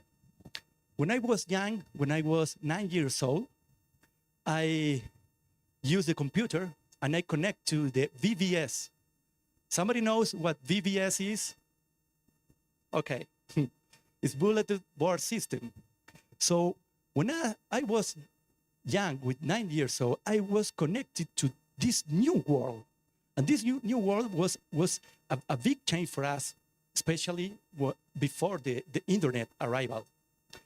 And I spent a lot of time with my next door neighbor, Sebastian, my teacher, thanks for him. And we spent a lot of time researching and developing with 9 years old. And this is my purpose. This is my purpose to be here, to transforming my city through the innovation and the technology since when I was young. And I saw all the details for the evolution from analog to digital. The technology brought a new ways of relationships. This is a picture. Now we are talking about global connected. So in the beginning, we were locally connected. And I remember spending a lot of time trying to connect computer with another computer, and finally, wow, we were connected, but locally, no? And the technology too was transforming socially, culturally, the way of life. New sport, new lifestyles were born. That conservative Cordoba was changing. A new urban model was being developed. I'm talking about this because Fab City is a new urban model. So in that years, Cordoba began to change. And with this paradigm, Fab City paradigms, we want to change. We have to change that paradigm. Well, I had the opportunity in 2003 to go to the United States to have an exchange. And I was training in visual arts, and I had the opportunity to visit the MIT and the Media Lab. And when I visited the MIT, I was studying for just 1 year or 2 years in the university. And one day, I get inside in the MIT, and I I saw people talking and in a discussion, and I went and I said, hey, what are you talking about? And a man told me, kid, the world is changing too fast. That guy was Nicolas Negroponte. And when that drove me really crazy. And I was exciting for that. With my knowledge, when I come back to Argentina, I made a project to the university, National University at Cordoba, the Faculty of Architecture, Urbanism and Design. And I create the connection program to transform it, to improve my university. That was in 2005, 18 years ago. So my project is about digitization of the information, implementation of digital platforms, digital manufacturing, and 3D printing. So this is remember the sketch that I show? This is the other part, okay? So I proposed a collaborative manufacturing laboratory, and I was working free for 1 year to improve my city, to improve my university. In that years, we don't have wireless, we don't have smartphones, so it was a good opportunity to be connected, the information connected in the cloud. But we were prepared to change. So the challenge was change paradigms. So my project was refused. And the people didn't understand the project, and I made a pilot. And the pilot was to create the first website in the university. So I was talking about locally connected, and now I'm talking to globally connected. And it was so good for the students because they could get the information in the cloud. But in that years, again, my project was refused or rejected. So they didn't understand, and I did another things. I transformed the study notes and guides. I transformed the analog to digital.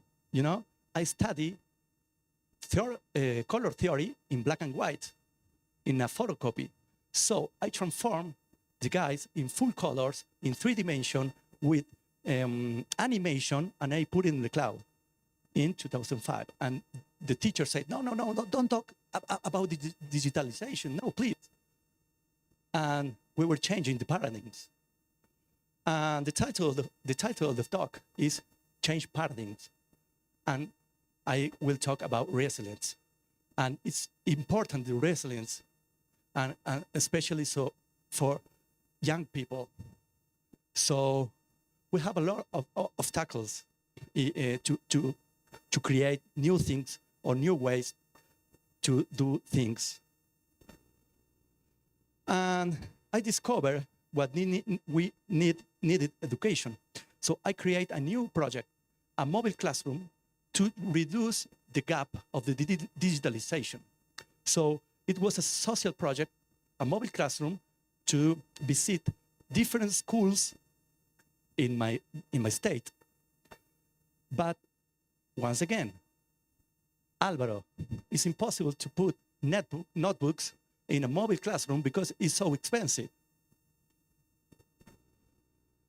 Many years after that, the government gave 3 million notebooks for public schools. So I was learning a lot about this. I was learning about this, but I never thought that doing a project for economic, social, and productive development will have so many difficulties. I had to face the biggest frontiers to break paradigms. And I learned, especially when there is a crisis, we have a big opportunity. It's a challenge to transform the crisis into opportunity all the time.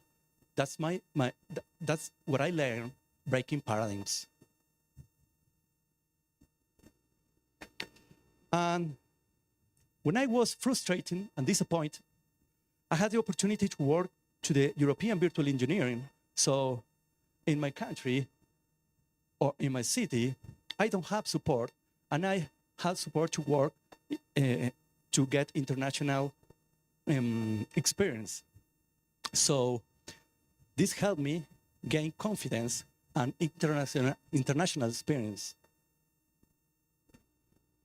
And after that, I created my own company called T-Point.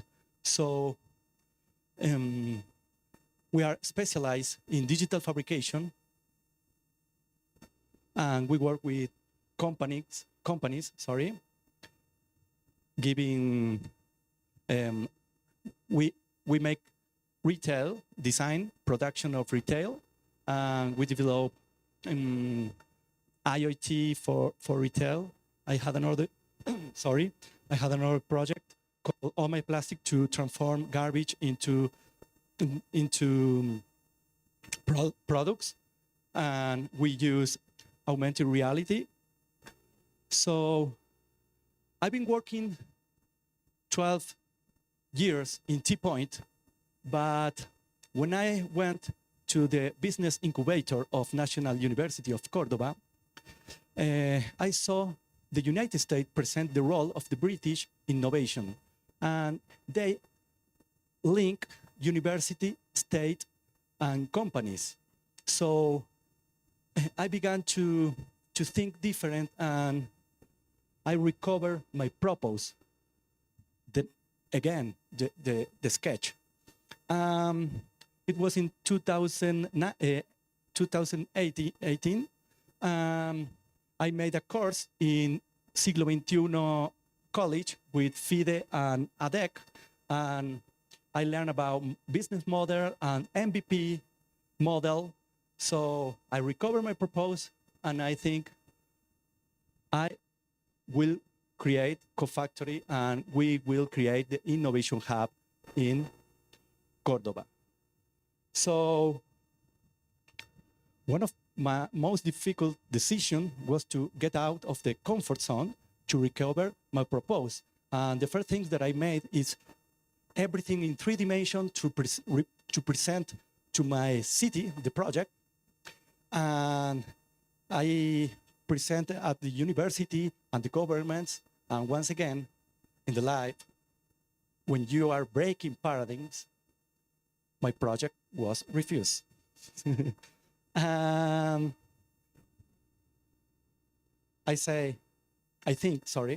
thought, I'm doing it by myself.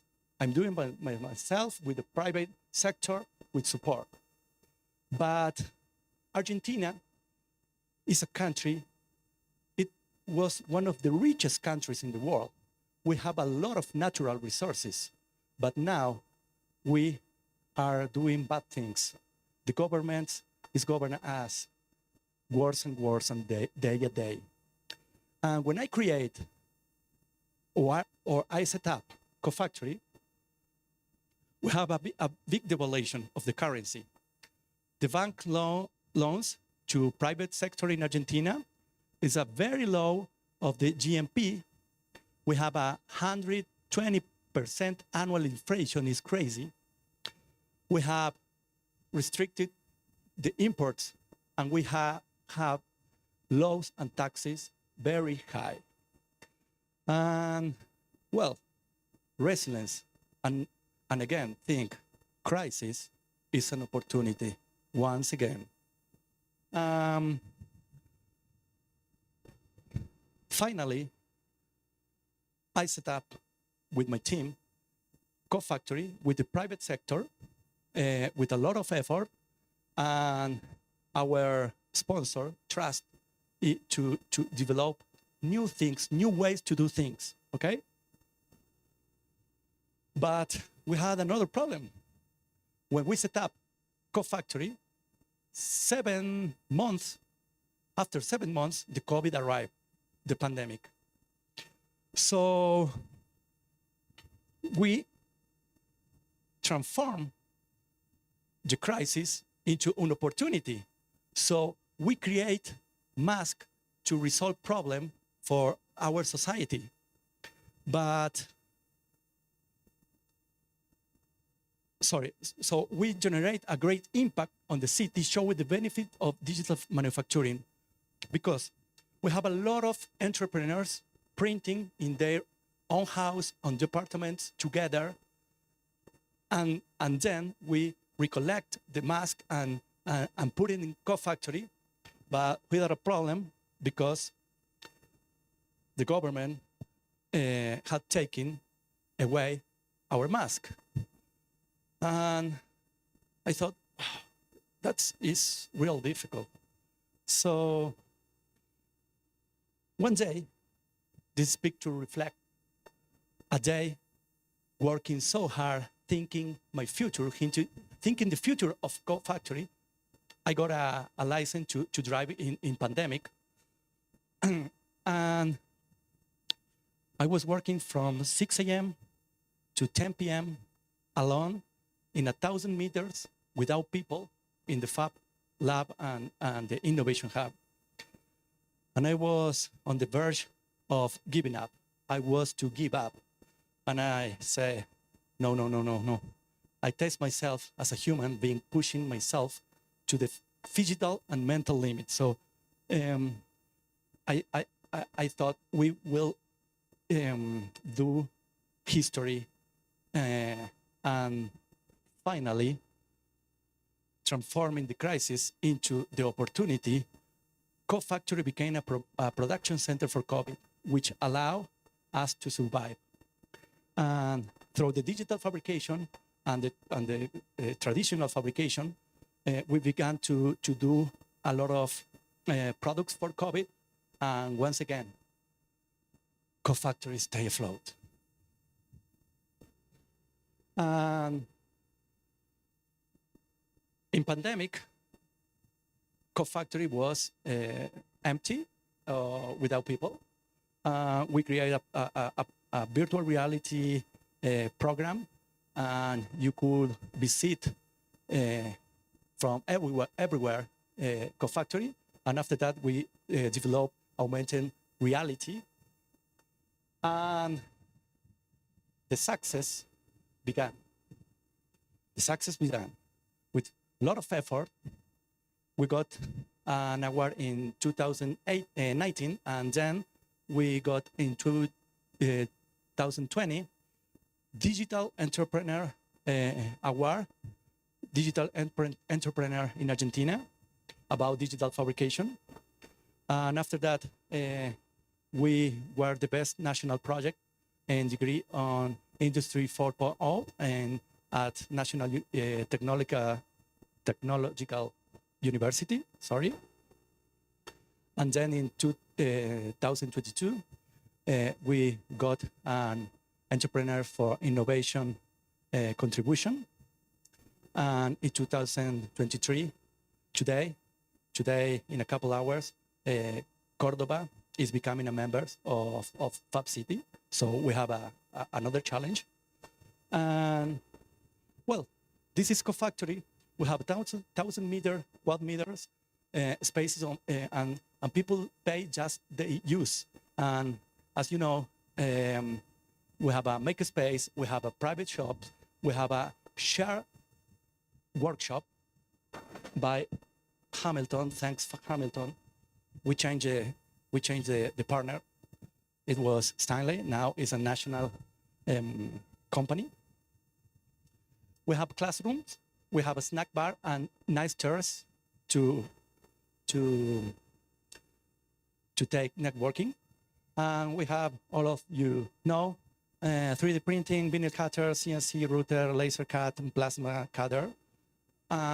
We implement Industry 4.0 in our projects in a collaborative ecosystem, as the video that you saw. So we develop IoT, cloud computing, virtual reality, augmented reality, big data, and simulation. We have a model B2C, B2B, and we are creating a a model V2G now. So we are protagonists of the change. And this is true. We are protagonists of the change. And we have 800 total member attendees. This project was finalist in Turkey. They are Cordobians. And Eoraptor is the name. It's an electric motorbike. And they are prototyping in Co-Factory. These amazing girls called Dual, they make stop motion project. They won the best short film in Argentina through digital fabrication. This project is amazing. They make small things and frame to frame they record, and in a collaborative ecosystem through digital fabrication, they could get the award. So we develop 12 events a year, helping entrepreneurs. We have 300-hour specialized training. We manufacture more than 5,000 products. We link between NPOs and companies, universities, government, and entrepreneurs. We work with institutions like Farfalina, helping people with special needs to be inserted in the society. It's not easy. We try day a day. So our purpose is to impact the society. And now we are becoming a member of FAB City Network. And this is Co-Factory, as I told you. We have the share workshop. This is the terrace. This is part of the team. Thanks for the team. This is the classroom, the digital fabrication, the co-working. Well, as Argentinians, we make a lot of barbecues in the asados in the terrace. We have the Fab Lab, and we have different events. And, well, something more.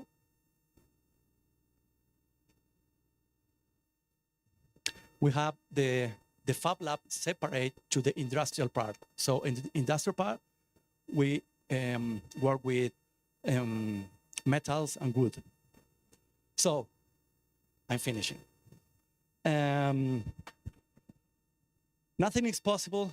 Nothing is possible if we don't have a team. So I give thanks to my team, a strong team.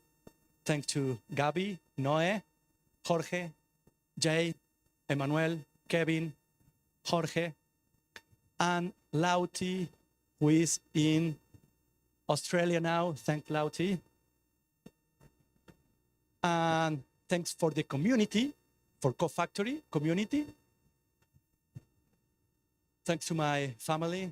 They were supporting me all the time. Thank family. Thanks for the sponsor of Co-Factory.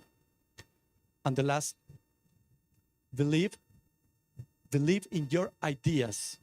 Follow your dreams. Create something that you are proud to love, that contributes to improve the world. Something noble beyond your personal interests and intentions. Just believe and work hard to make it happen.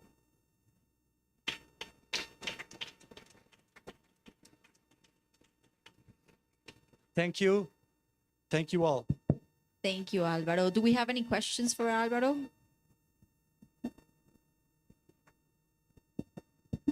Okay, so if we don't have any questions for Alvaro, thank you so much. I think it's a wonderful experience.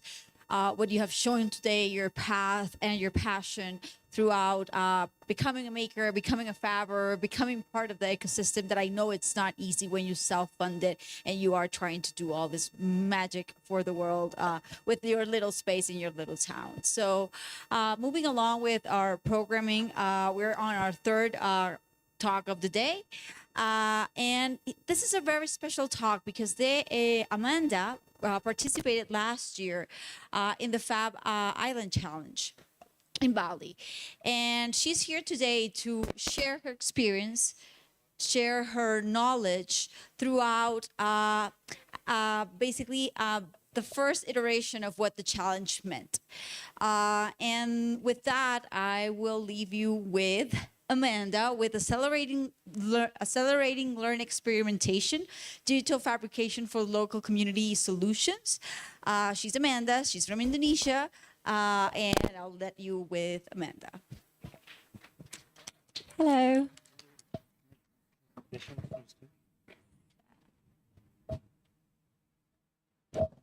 Hello, good morning, everyone. I hope you already had a cup of coffee because that will be very highly relevant to our talk discussion today. My name is Amanda, and I will share how does digital fabrication helps local community to answer the challenge that they're facing.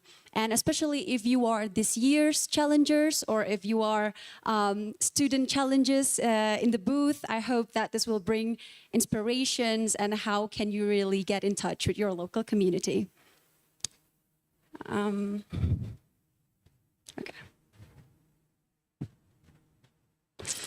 This will be our agenda for today. I will talk to introduce the organizations that I am working at, Copenhagen, and then I will bring you back in time to last year in October, talk about Bali Fab Fest Challenge, and then what is the follow-up from the solutions and prototype happening there, and what are the next steps, and I hope to have a hearty discussions with all of you today.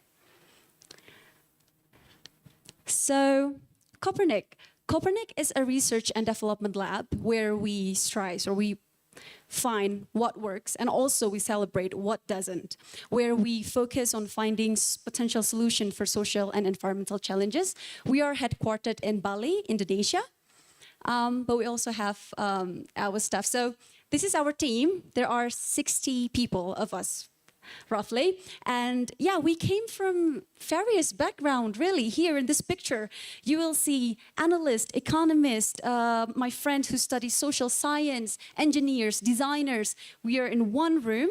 So I think 50 people are in Bali and then 10 or 15 are in Japan. We also have Copernic Japan. And yep, this is the area where we work. So majority of our work are concentrated in Southeast Asia, but we also work beyond Southeast Asia.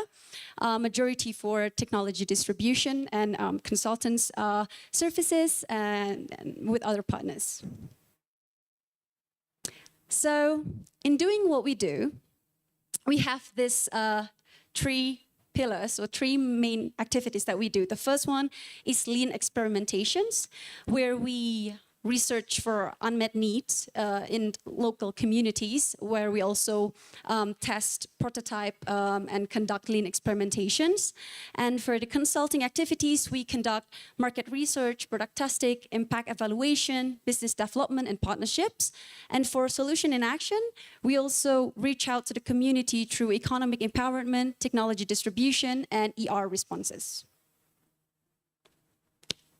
Now, currently we have 5 areas of expertise, and those are agriculture and fisheries, water, sanitation, health, environment, climate, energy, women's micro-entrepreneurship, and education. I will showcase a little bit of example of our works related to agriculture and fisheries, and those are including, the activities that we do.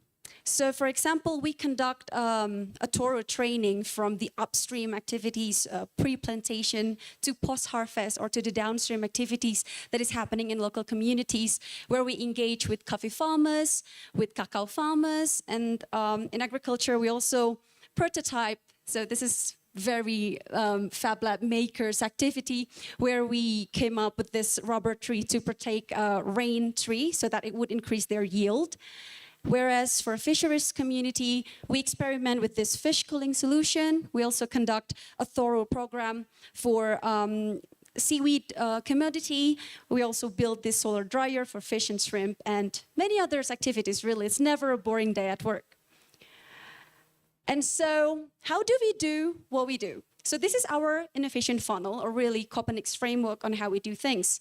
So there are 4 steps. The first one, we start with identifying the unmet needs of the local community or the problem that we want to tackle. And then we generate ideas to solve that unmet needs. And then we conduct lean experimentation to test that very idea. And if the idea shows a strong indication or positive results, we will continue to pilot adoption and robust testing. And then we will go to widespread adoption. This area of widespread adoption, we are not focusing on this, but we also partner with many of our partners just in case they want to adapt our solutions. So, in identifying unmet needs, how do we know what kind of problems do we want to work on? What are the problems out there? Because there are plenty, really. So here, there are 2 ways out of many. The first one is we conduct unmet needs research, where annually, but not always annually, in every opportunities that we have, the team would travel and conduct our research in certain area to find what are the problems there, and also using VR for SDGs.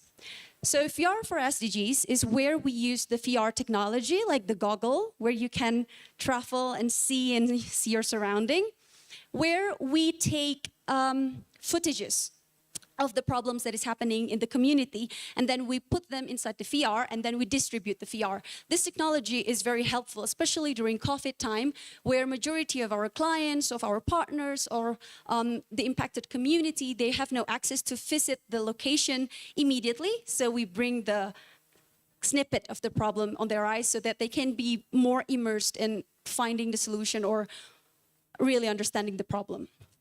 And on the next 3 step, where we generate ideas, conduct lean experimentation, and the pilot adoptions, you see that the bubble here presents idea. There are many ideas that we started, but we also understand not all idea might work, and that is really the critical point of really understanding which idea, which potential solution has a strong indications. And to manage this process, we also publish our work in Solutions Catalog.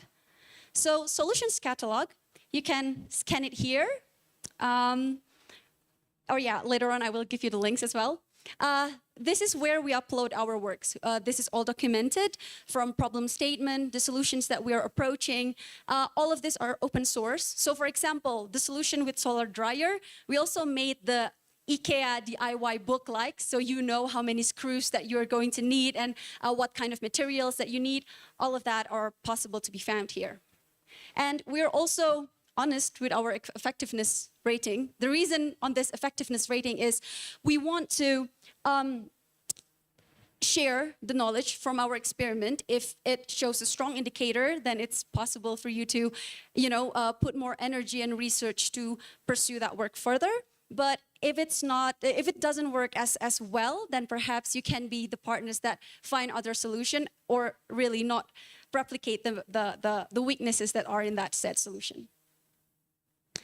So that is Copernic, the organizations that I'm with, which I'm very happy at, which bring us to the challenge last year. So last year in Bali, Fab Lab and Copernic hosted the challenge. Before we talk into the challenge, I want to ask you guys here, who gardens in their home? Leah, you garden? Okay, I see plenty of people are gardening here. Tell me how tiring it is to pluck your invasive weeds. How does it feel? Boring? Repetitive? Because apparently that is what the smallholder farmers coffee are doing in Pajahan, in village of Pajahan. And also, imagine that you have to find a needle in a haystack, but that needle is actually a 5 to 8 millimeters coffee beans, defected coffee beans that you have to short for the quality. Because that is what the women of the group are doing in the villages, and they have, imagine, 4 to 5 tons of beans that they have to sort. Coming from that problem, so in October, Copernic together with Fab Lab, we bring our challengers, our participant. Do I have some of the participant here? I see Daniel. Hi, Daniel. And these are the run-through of the agenda. So we visited the secretariat where we simulate how really it feels to squat and clean the weed. And also we went to the village-owned enterprises to see what are alternatives that currently at the time was not working, and we find a solution why. And also, we went to the village office where the coffee farmers are very nice to demonstrate us the thorough experience from green bean to roasting the bean. And we wrap it up with lunch in Dukuhlan, where we had this brainstorm activity and quick discussions on what to do next. So the problem that we see from our visit is that, yes, the women of the group, majority, they still rely on this manual sorting. So they would sort the coffee beans, green bean, with the size of 5 to 8 millimeters, and they have, I would say, 4 or 5 tones, and then they would do that over a week, if not more. And initially, they only start the coffee beans for defect. And then came the demand from the buyer side where they want the size to be sorted as well. And the inability to do so will cut the price in half. We also noticed that there is this potential solution. It is a gas-powered mechanical sorter that use a metal wire screen, but somehow it is not preferable by the farmers because the motion is too aggressive, and it is also a communal tool, so it results in waiting time. So they're not adapted to this technology.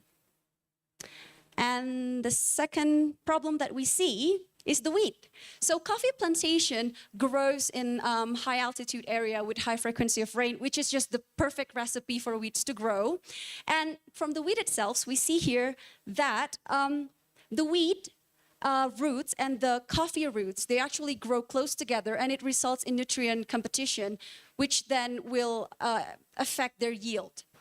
And that it also serves as a medium for pests to live, and it will, jump from one plant to the other plants, and it will worsen the defect.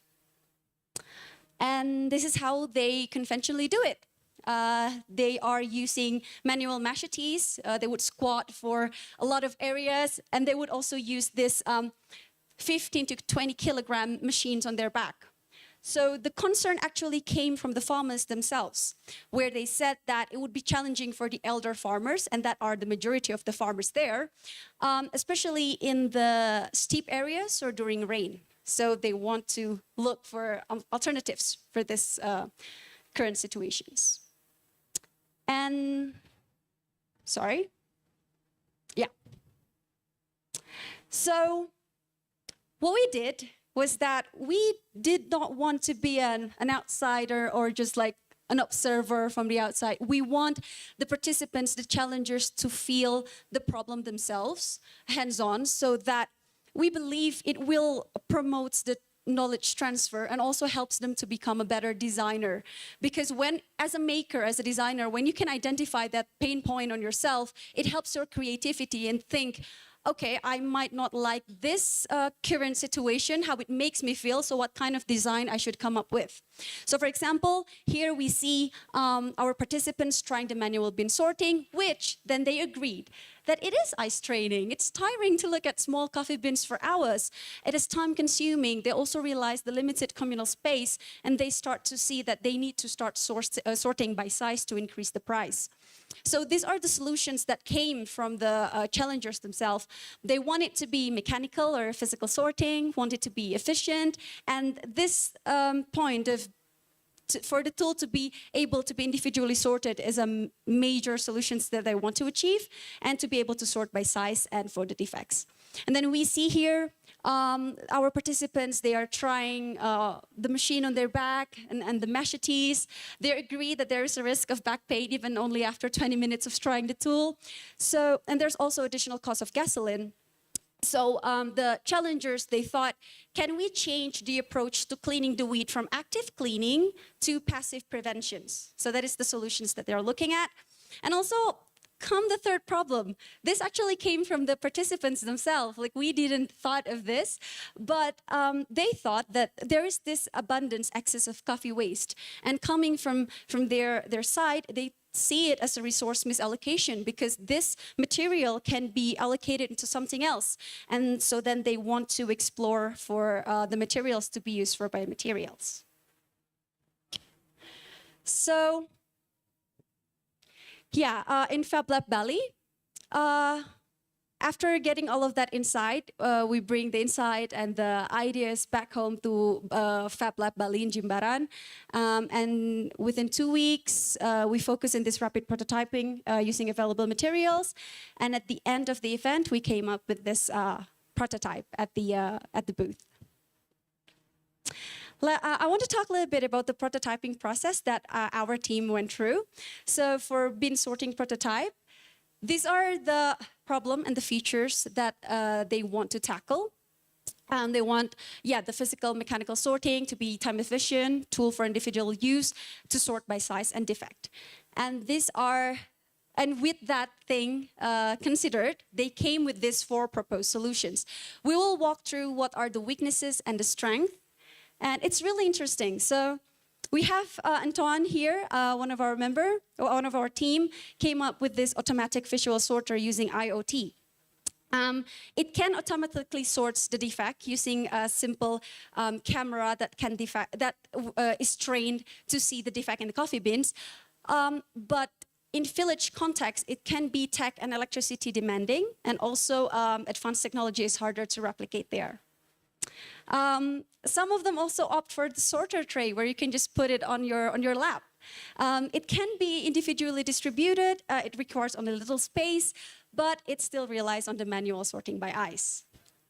And then the third solution is this rantang-inspired bin sorter. So rantang is food container commonly used in Indonesia, and then they said we can change this into the screen, physical screen. This solution can be distributed individually. It can automatically sort the size using the screen. It is easy to replicate using laser cut and 3D design, but it still relies on manual sorting for the defected beans. And the fourth solution is the simple sorting machine. This simple sorting machine uses a line pipe, and at the end of this area, it will have like different size gaps. This tool relies on mechanical sorting. They add like a shaker mechanism. It can automatically sort the size, but it still relies on the manual sorting for the defect, and it's rather hard to replicate. So from this slide, we see that the first point is not every solution will immediately address all of the pain points. And that's okay. And that doesn't mean that the idea is bad. Even with digital fabrications now that we have, those ideas are valuable because at least you can get into the prototypes phase and then see what works and what doesn't. And then the second point is that Corporate is very happy to work with Fab Lab in a sense that we met various people with varying backgrounds, and we can see really their opt for solution are varying. For example, if you work closely with software engineering, IoT, you would opt for this one because that is what you're familiar with. But if you are a woodcrafter or woodworker, you would opt for other solutions. And the opportunity to bring all of those people together really shows that many solutions can be formed if you see at the problem comprehensively.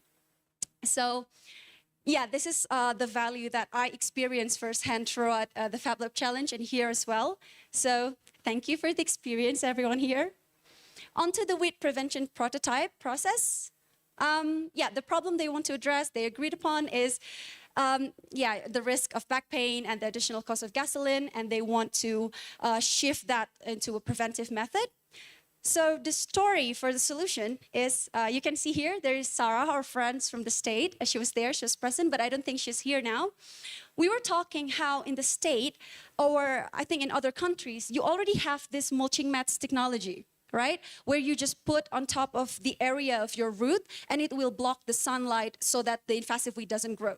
The thing is, it is actually the first time for the farmers and for me personally hearing that technology.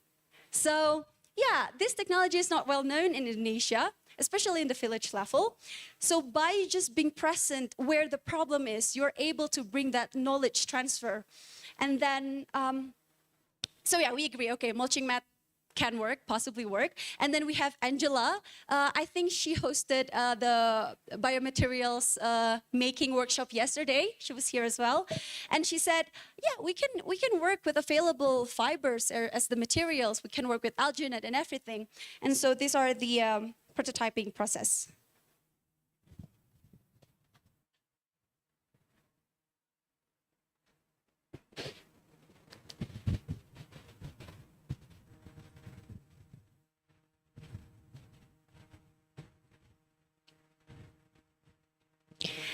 So from that prototyping process came into the third problem, which is the coffee skin waste. The participants see this unused coffee skin waste, and then they thought that resource can be allocated to use biocups to substitute a single-use polybag.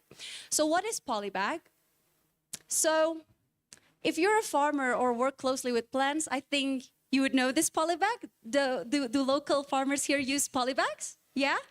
Okay, perfect. So this single-use plastic, or polybags really, is this black plastic that you use to grow your seedlings or baby plants. And until it's grown to certain size, it will be then replanted to the natural soil. But the thing with this thing is that it's a single-use plastic, and after the plant is going to be replanted, it will result in soil plastic pollution. And so we opt for this. We tried to make the biocup using the coffee waste. So the idea of developing this, first, it is more biodegradable. And also, it has a more porous characteristics from the cup. So plastic is considered to be almost impermeable. In some cases, when you plant using single-use polybag, it leads to like water puddling on top of this soil, and it can result in the root being rot easily or curled. They grow to be curly. Whereas we, hypothetically speaking, we thought, okay, porous materials would give that roots areas to grow more. So that was the base idea. And yeah, so this is the video of the prototyping process that is happening in FAB Lab Bali.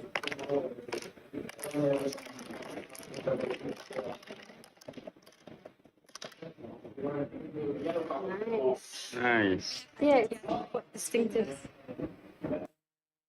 So, yeah, what does rapid prototyping really means for NGO or especially organizations that conduct lean experimentations? The thing is, when we do lean experimentation, when we see a problem, before I personally know FAB Lab or the makers community, we always feel this, as an engineer or designer, we feel these limitations on how many potential solutions we can grow, and the testing process would take a lot of resource as well. But with this digital fabrications and the community that FAB Lab bring to us, we're being taught that thinking creative and birthing so many potential idea is not something that you have to fear about, and you can actually have networks or workshop that you can try it on within available materials and just resource efficient.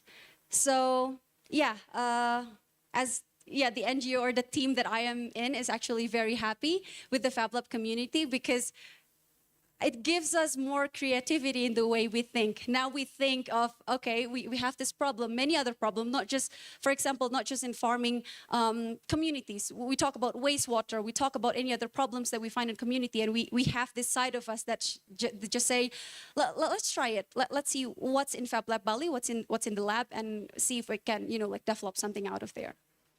So yeah.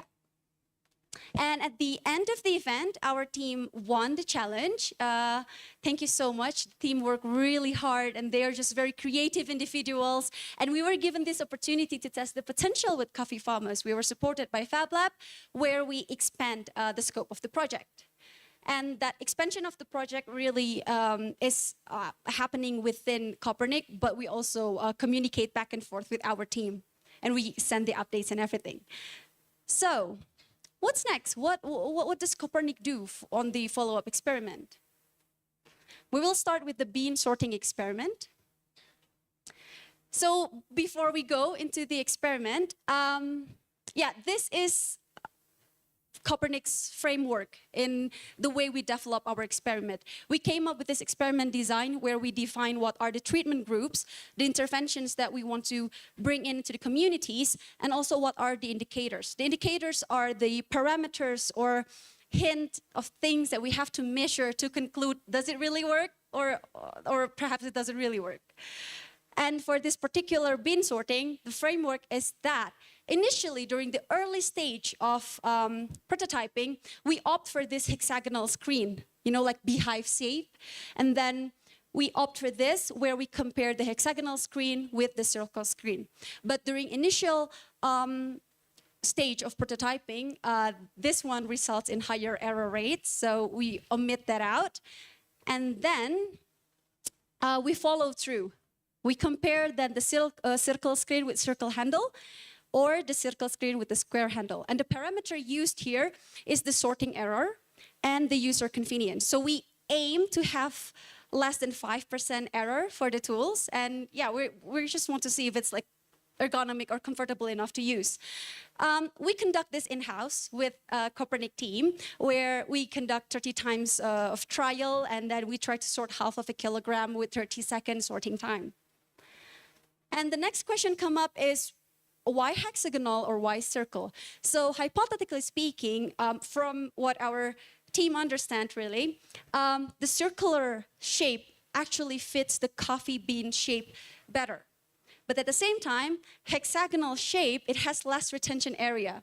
So if we use the circular shape, we aim for higher accuracy, but if we use hexagonal shape, we aim for a faster process in one batch. And yeah, we test it out, the circular one wins. But then again, how do we really compare?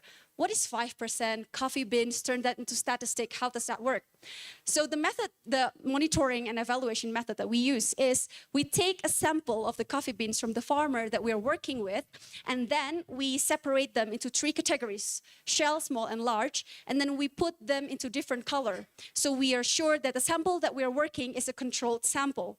And then we pass them through this, the screen size, the prototype we have in the office. And this is the hypothetical result. So if we see 1 yellow between the blue, we can put that into gram calculation. For example, 1 gram amongst 5 gram, and that would equal X% of error.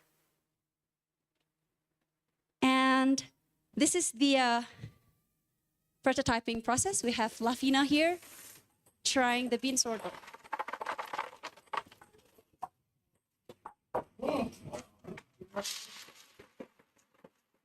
As you can see, first the color is mixed. We have the black, the blue, and the yellow.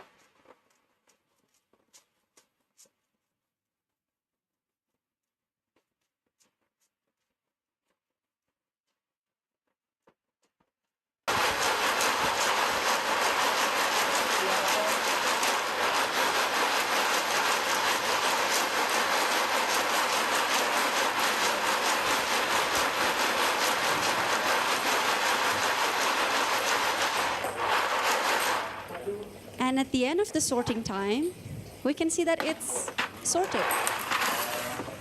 We are very helped with the color coding, as you can see, black, yellow, and blue. Because without this color coding, we're not able to measure how much our solution would work. And green beans, really, they look similar, especially if you buy them like in a plastic bag, you would not be able to separate them. So yeah, this is one of the interventions that we do. And this is the result. So for the circle screen with circle handle, they have the lowest error rate, only 4.4%. Whereas the circle screen with the square handle, it results in a higher error rate. So we don't opt for that. The reason is, from the user, it said that the circle holder are more ergonomic or easier to handle, and it makes them shake the tool more energetically, and then it just like helped with the sorting process overall. And then, after we opt for the solution that might work with the best potential design, we fabricated 5 units, and then we sent that to coffee farmers, and we see how they like it.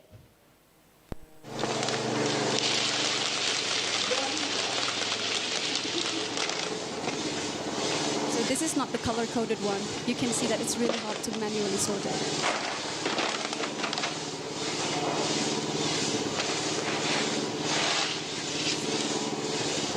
Sorted by size.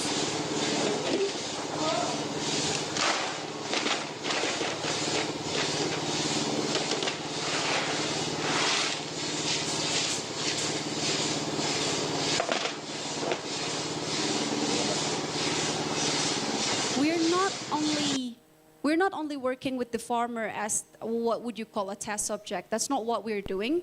So we visit them, and we actually have this 2-month span of observation time where we visit the farmers weekly and see how the solution works. They actually actively gave us insights. So I understand. I came from environmental engineering background, and sometimes when I come up with solutions, I feel that, okay, this looks potential, this might work. But that is not always the case if you visit the local community. That is not always the case. They already have this years of methods that they are doing, and they have options to develop that as well. So with this experience, expanding the solutions, fabricated solutions to the community allows us to have insights. Some of the insights that the farmers gave to us is that they ask for us to make a smaller screen size. So they want, the screen size here used is 9 millimeters and 8 millimeters, but they want to have the 5 millimeters one because that is the coffee shells are sized. And also they ask for this holder side to be taller so that they will feel more secure when they shake it. At first we thought it's already secure enough, but that's not always the case. But that is really the insight that we want to take from experimenting things on the field.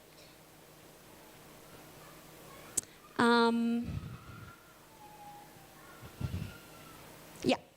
Oh.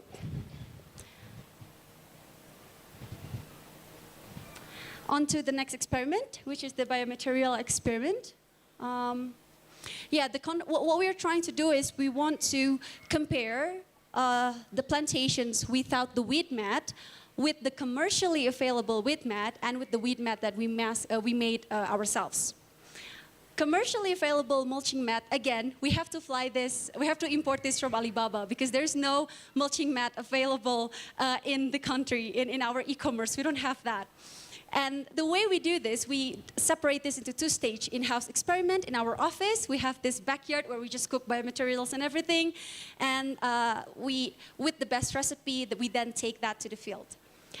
What we're trying to see is really its ability to suppress the weed growth. And this is the process.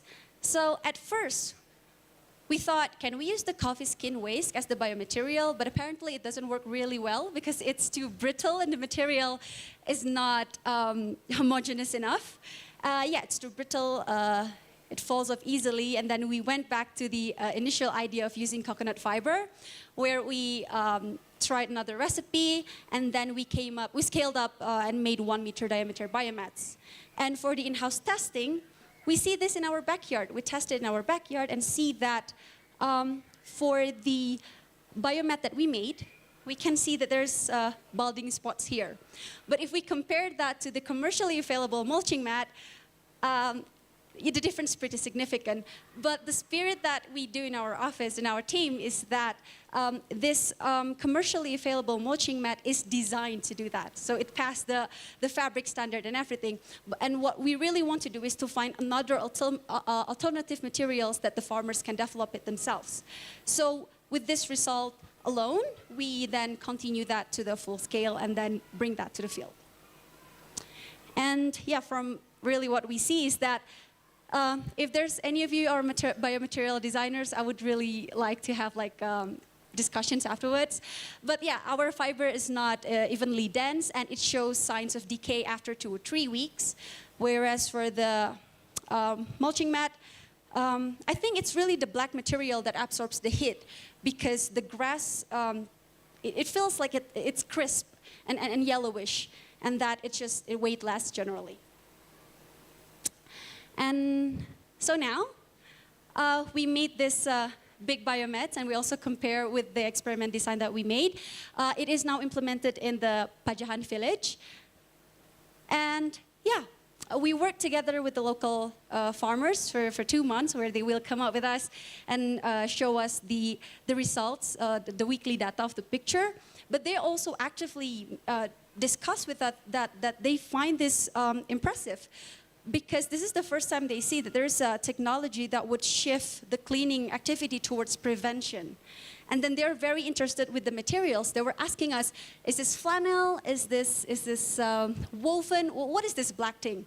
And then we're having that discussion on how they can make it themselves. And for this system, really, for the circular, this is that we did not expect at first, but the farmer told us actually the circular shape helped them to determine the fertilization area, so that after it decays, they will have this round hole, and they knew where they have to put the fertilizations. And yeah, also the funny thing is that so I think it's after almost 2 months or 5 weeks now, we saw this one mat that it looks very like torn, and we didn't know why it's torn. And then we discussed with the local farmer, and they said it's actually the chicken and the dog that likes to play with the coconut fiber.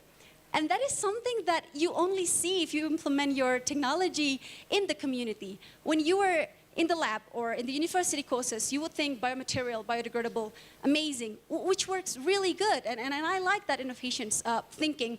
But when we test it to the farmer, there are other factors such as chicken or such as dog that we might fall to put into the consideration on our design process. And yeah, this process is really interesting to observe. And for the third experiment that we did is the BioCup. So the idea is to compare the growth and the durability of polybags to our BioCup. We use 2 recipes here. The first one is the coarse coffee waste, and the second one is the finer coffee waste. And so yeah, this is the process, how we cooked it. So first we try with the coarse one, and we have this recipe of 1/4 from the coffee waste with the glue. We are using alginate. And we also experimented with finer coffee husk, but at the time it was too brittle and it chipped off very easily. And then we continued to do the refinement, and yeah, this is the recipe that we came up with. And also one thing that we noticed, I understand that Fab Lab is very good with the documentations, and we need to learn a lot from that.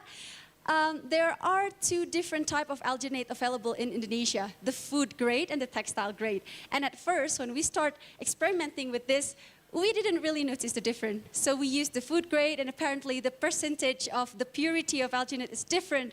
And yeah, I thought that is why it leads to these brittle situations. But now we use the textile grade, which is still food grade, actually. It's stated in the packaging. And yeah, this is more sturdy. And now we are growing our chili seeds in it. But yeah, really the feedback from this is that it still has insufficient waterproofing. And that's why in one of the booths, they have this biomaterials that works with coffee skin, coffee waste, ground coffee waste, and they are able to make that waterproof using a certain type of starch. I think it was with Shannon. So thank you, Shannon, for bringing that workshop here, because it helped us a lot. So yeah, as we're talking, that experimentation is going on, and we're still in observations period. And then what's next? So for the tree experimentation, we will continue collect the data. For biomet testing, if the material is too fragile, we can discuss this with the farmers and search for other materials, but still look the opportunity for that preventions method. And for the BioCup testing, the same, we're still growing our chili. Other than that, why don't we expand the bean sorter to other commodities? Because that would really interest us. So Copernic, we work with a lot of agriculture communities, and one of them being said is the cacao bean. So this is cacao fruit that grows in Indonesia. I think this picture was taken in Papua. So this is the fruit and this is the bean, and they have a different sized bean. And the cacao farmers, they would need to dry the bean. Oh, hey, cat. But during the drying process, they have this enzyme or mucus surrounding it. And during the fermentation process, it will stick together. So some of the shape will not be in perfect circular or oval shape. And that's why we need the bean sorting. So this is the current process that is happening in our office. We made this design. The screen option is relatively easy. We opt for 14 millimeters and 11 millimeters because in Indonesia, we already have a standardized cacao certification. So if you buy chocolate from Indonesia and you see cacao certified, it means that the sorting and the processing are up to the standard. So we go from that, and then we made this one with the laser cut. This is a little bit contradictory because we use the rectangular handle where we said it's not as effective, but really we're trying to be resource efficient. So we tore apart the one for bean sorter and we just changed the screen size at this stage. And yep, we also did the same with the color coding for cacao beans, and these are the process.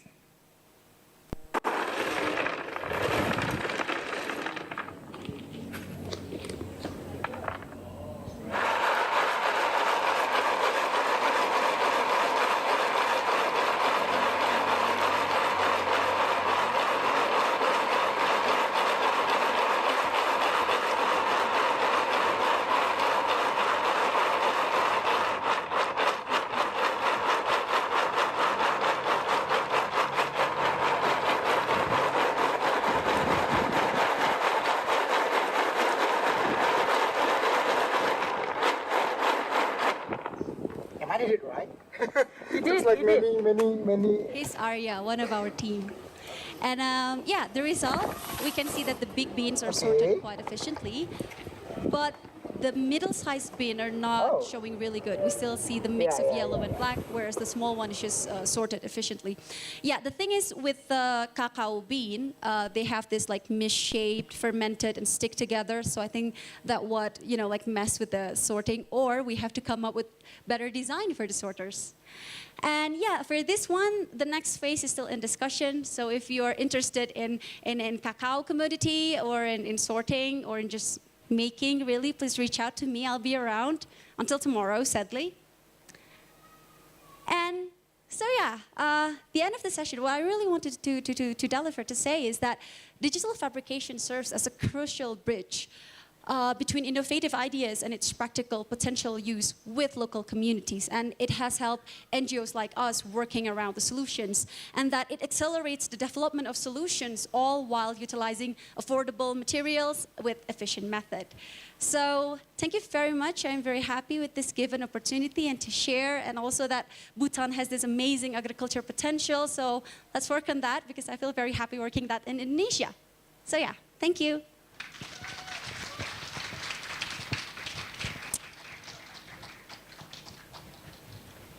Thank you, Amanda. Do we have time for some questions? Yeah, 10 minutes. Yeah.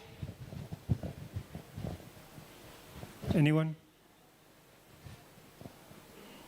Have you found the coffee farmers adapting the system? Sorry? Has it been difficult to get the farmers to adapt the system once you deliver it? Yes. Yeah.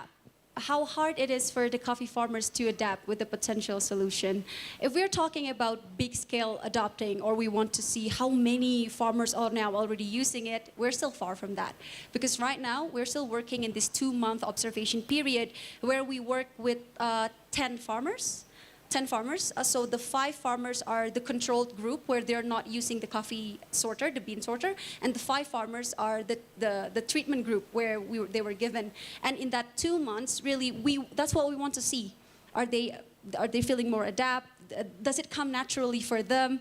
And also with project involving local community, we also have this bias that when we came up and they knew that it's some sort of like a project or program that would be tending, okay, I want to use it, or I might not use it. So really, to see that adaptation process is a long process, but we start to see at least does it work or not. But from our testimony, the farmers are still using it right now. Like they have this one communal space, and then we gave the sorter to like 5 houses, and then once a week we would come up to their houses and see and talk, how are you liking the tools, and they're still using it. So I think there would be enough answers to that. So yeah. Thank you. Any other question? Yeah.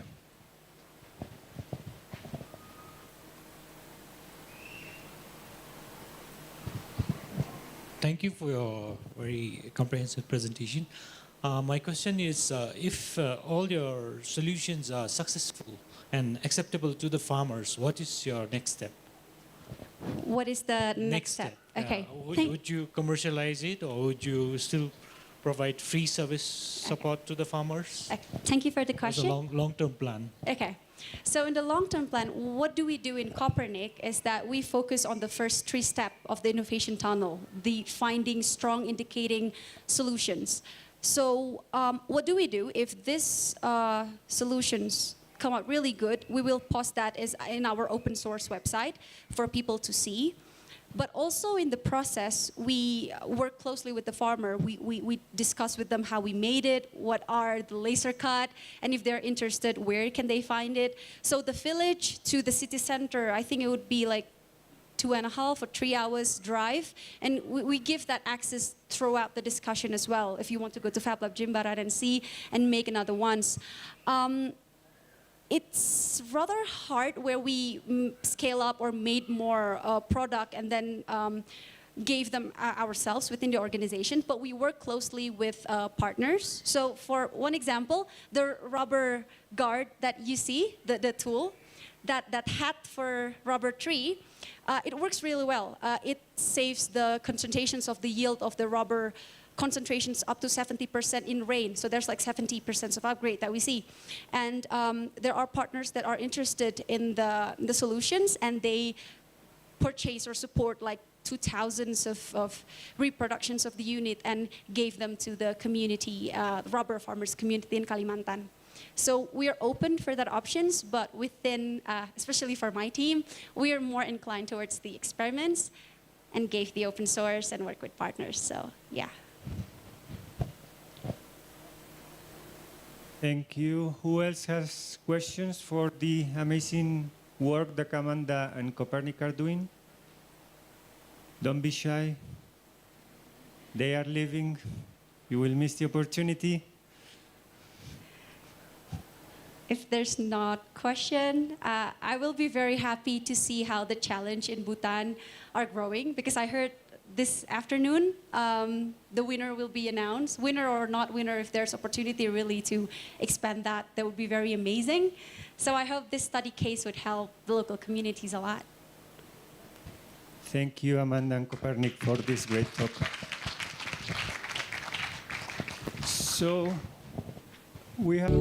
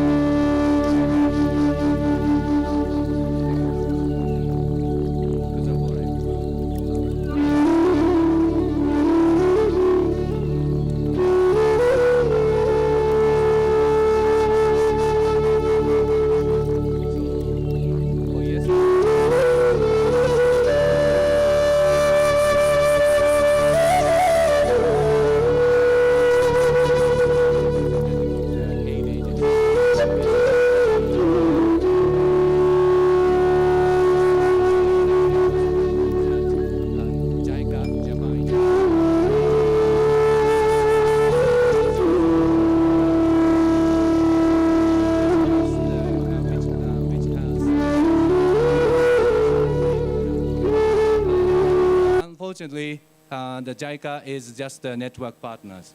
But actually, actually, JICA is one of the sponsors for this symposium. No, the conference. So today, I designed this session to introduce JICA's activities. Well, yesterday in the symposium on economic activities, many of the panelists highlighted the importance of FDI and domestic investment. And I think, I think that the representative of the development agencies has been feeling so uncomfortable because the role of the official development assistance has been decreasing compared to the rapid increase of the FDI and also the domestic investment. So, but even now, we are not able to expect a rapid increase of the ODA flow in terms of the financial terms. But when we look at the contents, what do we do with the money that we receive through the official development assistance? That means still means a lot, and there's something that we could do to make full use of the ODA resources. So today, this session is for us to introduce what JICA has been doing for the promotion of the digital fabrication in different countries. Just to briefly introduce the first JICA-supported Fab Lab is the Fab Lab Bohol in the Philippines, which was inaugurated in 2014. And that was the first Fab Lab in the Philippines. And currently, in Philippines, there are more than 25 Fab Labs. So that way, in Rwanda, also, we helped the establishment for the first Fab Lab. And also, Indonesia, we supported the establishment of another Fab Lab. And here in Bhutan, we worked for the establishment of the Fab Lab CST. So of course, we are not working only for the establishment of the Fab Labs, but also there are so many other different ways for us to be involved in the promotion of the digital fabrication. So, currently we have the country operations for more than 150 countries, and country office more than 90 country offices in different countries. So. In terms of the number of the JICA people working in different countries, the number is unpredictable. So today I'm going to invite many speakers from different countries. Most of them are Japanese, but they are working in different countries. So having said that, without further ado, I would like to introduce the first speaker. Mr. Atsushi Yamanaka. He is currently working as a senior sector advisor for digital transformation in JICA headquarters in Tokyo. But he has the one behind the establishment of the Fab Lab Rwanda in Africa. So I would like to pass the mic to Mr. Yamanaka. Thank you. Thank you, Yamada-san. I'll just move over there.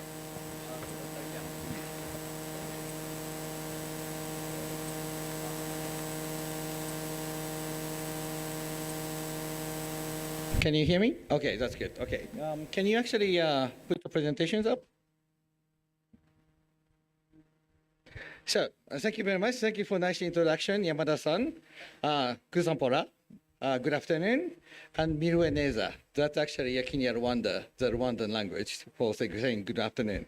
So I would like to actually talk about, journey of Rwanda's Fab Lab and also Innovation Center, that we call it, and how JICA has been supporting that initiative on the journey. So just to let you know where Rwanda is, how many of you actually know where Rwanda is? Or have you heard about Rwanda? Okay, great. So Rwanda is actually in the heart of African continent. That red dot over there is actually Rwanda. It's a little bit, I think, it's almost about the same size as Bhutan, I think.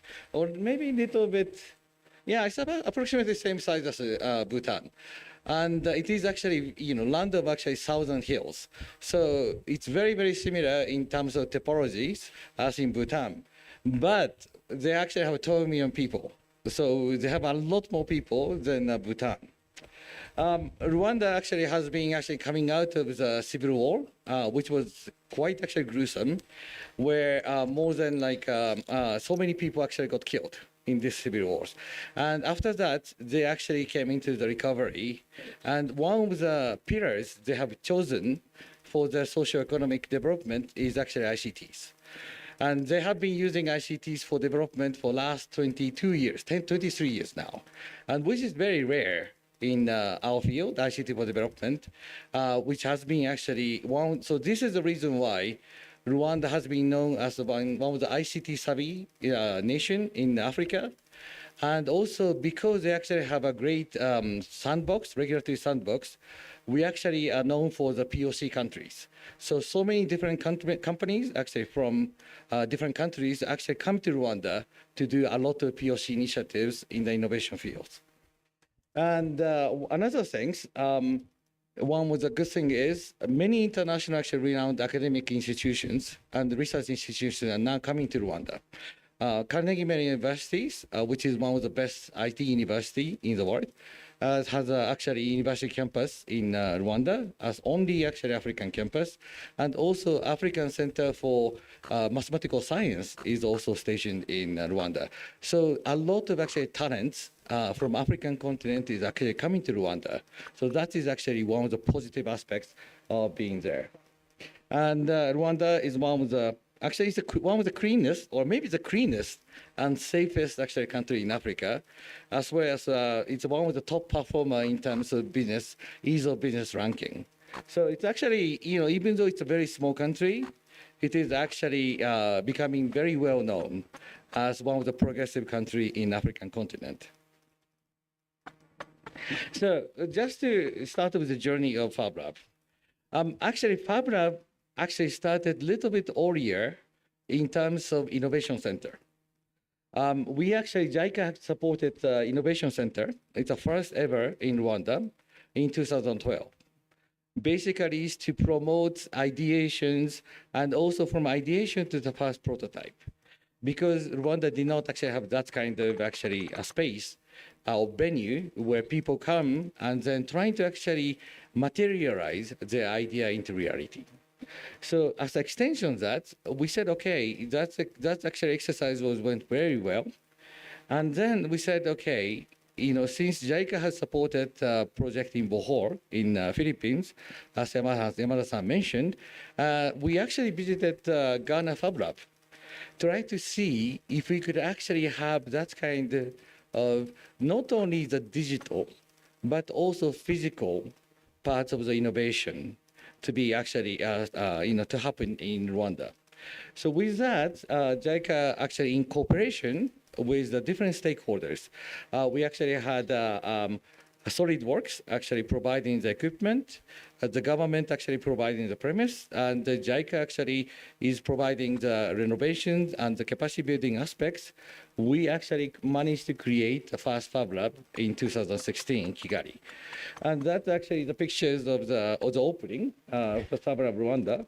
And as you can see, Professor Neo is over there. They have been actually doing great things in terms of opening the Fab Lab in Kigali. So that was the first one. And then we said, okay, it is good that we actually have the Fab Lab in the capital, but the innovation really should actually happen in the countryside or rural areas, because needs are there, but there is no opportunity for them to realize how to actually come up with the solutions for the needs. So and another project of JICA, actually we have supported 3 more centers in secondary cities. One is in the Musanze, which is the northern part of Rwanda. And another part is Hue, which is the old capital of Rwanda in the south. And also another one in Rwamagana called in innovation centers in actually very unique actually school environment where like abused children actually come and then study over there in a very safe environment. So we actually have a very interesting mix of different centers. So these are some of the pictures. Unfortunately, every single actually Fab Lab looks the same thing, right? You see like, CLC routers, you see like laser curtains and so on, but just a glimpse of it, that these are some of the centers that we are supporting. Now, currently, JICA is continuing to support the Fab Lab and innovation centers. And as I mentioned, these 3 centers have been operationalized. And Fue and Musande is actually a community Fab Lab and the municipality government. So municipality government, and then it's basically the one who is actually responsible for operations of the centers. And then Ruamagana, which I mentioned, it's a school Fab Lab. So it's actually a little bit different in terms of the context, and a little bit different in terms of like why, how they operate. And JICA actually continues to support these 3 rural areas, centers, and Fab Lab Kigali as well, through current project called Digital Innovation Promotion Project. And we are focusing mainly now on the focus on the capacity buildings on these 3 centers. And also trying to utilize the Fab Lab Kigali as sort of a center of excellence where they could actually provide the technical support and also the capacity building support for these 3 centers. And we try to create sustainable business models at the secondary city Fab Labs and innovation centers, because at least in the Fab Lab Kigali, they have actually managed to make it very self-sustainable. The community aspect perhaps is less because of that, but at least they are on their own. They actually managed to actually earn their own money to operate, and they actually are successfully actually expanding their centers. And that's because of our support, actually, especially in terms of creating the Innovation Center Action Plan, which we have also supported in the last project. EU is actually supporting 3 more centers. So essentially, JICA support in Rwanda became a catalyst for other development partners to support these kind of initiatives. As well as, like, even in the Kigali as well, because of the success of Fab Lab, there are many more actually maker spaces now springing up in Kigali as well. So it is very important to note that JICA has been really a catalyst. As in the case of Bhutan, I heard that Bhutan was also Bhutan Fab Lab. Initial Fab Lab was actually supported by JICA. That also became a catalyst for creations of and expanding the Fab Lab networks. So we have also done the same thing in Rwanda. Now, there are challenges, right? As in the case also in Bhutan and also Fab Labs elsewhere as well. First of all, making viable and sustainable business models, especially in the rural area, is really something which is very, very, very difficult. Especially in terms of the economic activity is much less in the capital areas. So how to make actually, earning money in these cities or these rural areas is being challenged. It's a real challenge. And I'm a bit disappointed. I thought we would talk more about this kind of operational difficulties during the FAB conference, because this is exactly the things everybody actually needs to know. What is the solution? What is the best examples? But at least in the case of Rwanda, we're trying to actually support secondary cities to see if we can actually support them to make a viable business models. It's difficult, and I have to concede, we may not be able to successfully done, but at least trying to actually put the seed into it, I think is very important. Another challenge we have is creating community outreach program. Well, at least here in Bhutan CST, they have been quite successful in doing that. But in many areas, it is difficult. This is especially true in a school Fab Lab, because in terms of people do not think of going to school for, other than actually going to get education. So having an outreach, both from the internal side, from the management side, and also changing the mindset of the the people in the community is also it's a challenging aspect. So we need to do a lot of advocacy in that. And also another challenge we're facing is technical and management capacities, especially in the rural areas. These people, all the talents actually usually come to the capital cities. So how can you actually leave these technical capacities for them to fix the machines and maintain it and also operate the centers? These are really issues. So we are actually trying to do a lot of actually technical trainings and also management trainings to see if we can actually foster that. And another thing is getting materials. One of the reasons why we wanted to actually create a Fab Lab in Rwanda is it's same thing as, sorry, do I have a, okay, so I speak too much, so I'll finish this here. So one of the reasons is because we don't have a lot of materials coming. As you saw in the map, Rwanda is completely landlocked in the, in the capital, much like in Bhutan. So getting anything imported takes time. And especially like, some of the essential tools like, rubber seals or O-rings for like, water pumps. You have to order so many different places to actually be, and we don't even know if it's going to fit or not. So we wanted to see if we could create that kind of, spare parts and so on, because we are the landlocked countries. But at the same time, getting the materials, raw materials is also an issue too. So I think this is also something that, Fab Lab Bhutan's, networks is also facing as well. That actually is the curse of the landlocked countries. So these are some of the challenges, and I stop here because I already, spoke too much, and I pass it to another colleagues.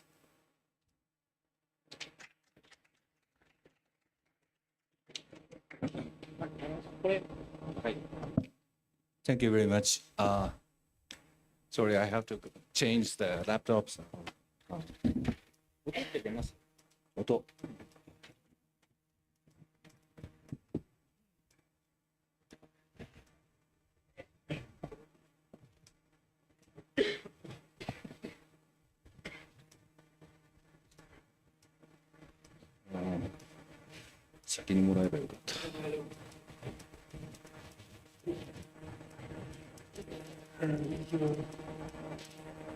Here.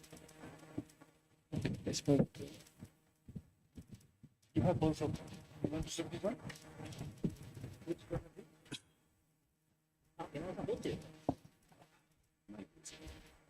Is this Steve? Yeah.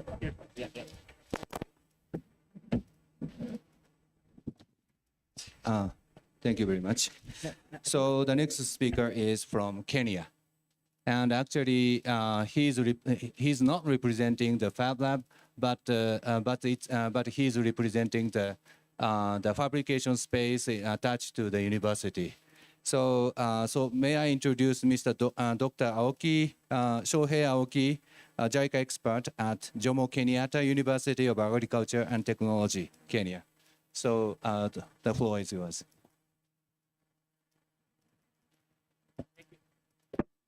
Thank you, Yamada-san. So my name is Shohei Aoki from Kenya. I work for a JICA project named the Africa I-Japan project, phase 2, which is happening in Jomo Kenyatta University of Agriculture and Technology. We call it JQuat. So first of all, as Yamada-san mentioned, so this project is not exact Fab Labs, but there is a digital fabrication facility which is supported by JICA and working on different things, research and projects which will contribute to the society problems. So to start, let me start talking about the history of JQuat. So it was started in 1977, which was the start of the planning. Then in 1981, we started as a middle-level college, JKCAT. Then since then, the JICA has supported continuously. Then in 1988, it became University of College. And in 1994, it became full-fledged university, which can offer PhD and a master's degree, postgraduate studies. In 2000, JICA has left, but in 2014, there was a request from Jomo Kenyatta University to JICA to assist the establishment of a Pan-African University of Science, Technology, and Innovation called PAUSTI, which is conceptualized by African Union. So that's why we started our Africa I-Japan project. Now it's becoming into the phase 2, and our project will be completed by 2025.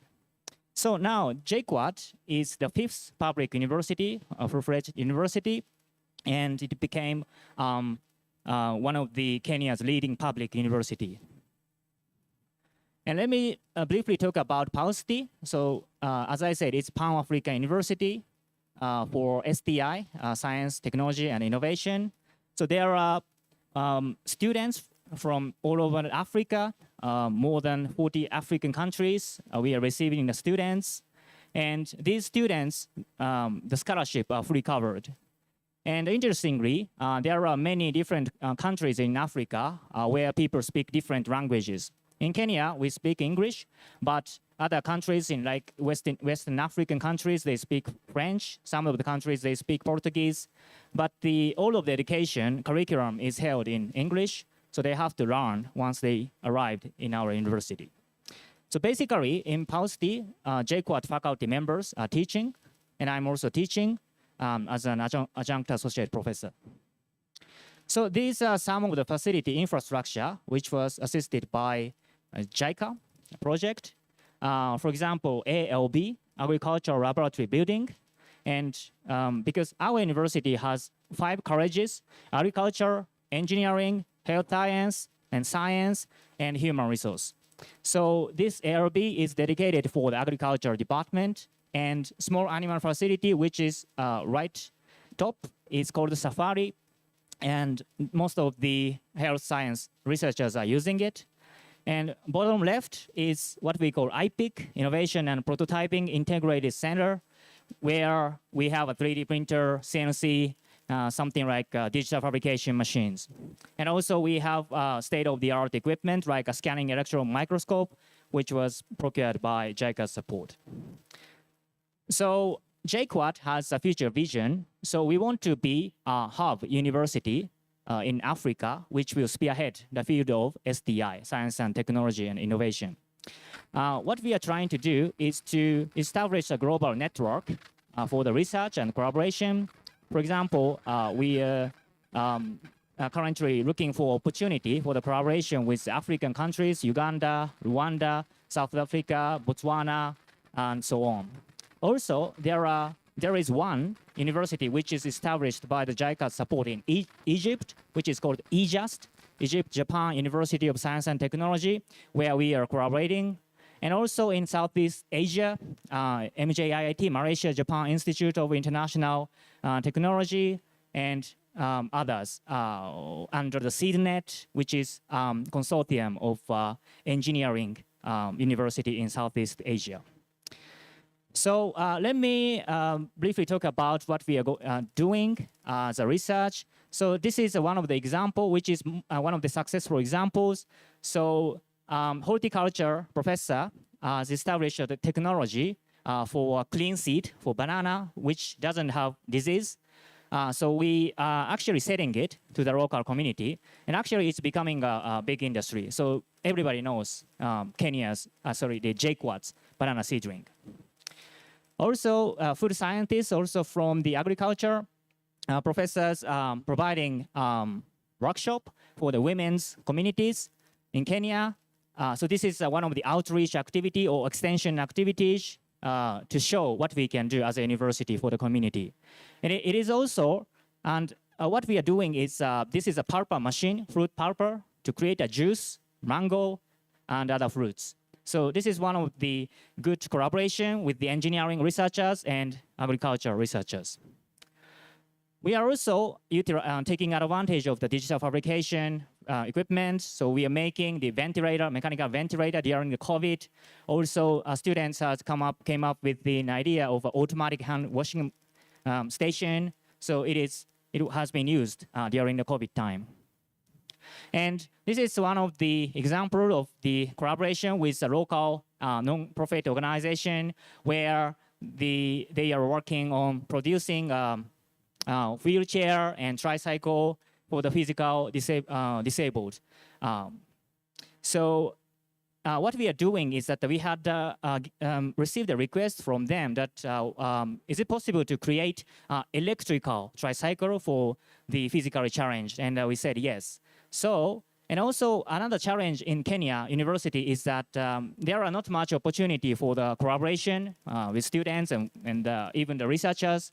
So we came up with a project of electrical tricycle for this physical disabled peoples to create a prototype, and the students are currently working on it.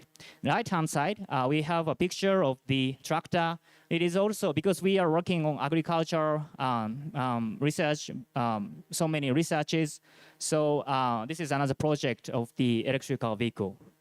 Now, let me talk about another aspect, which is a space development in Kenya, which is rising. Then we have Kenya Space Agency. It's a NASA in Kenya. We have launched successfully our first satellite CubeSat by the first launch by the private company, I meant. And we, interestingly, we used to have a launch site in Malindi in Kenya. And it is not used anymore, but we hope we will rehabilitate or we will recover the launch capability in Kenya.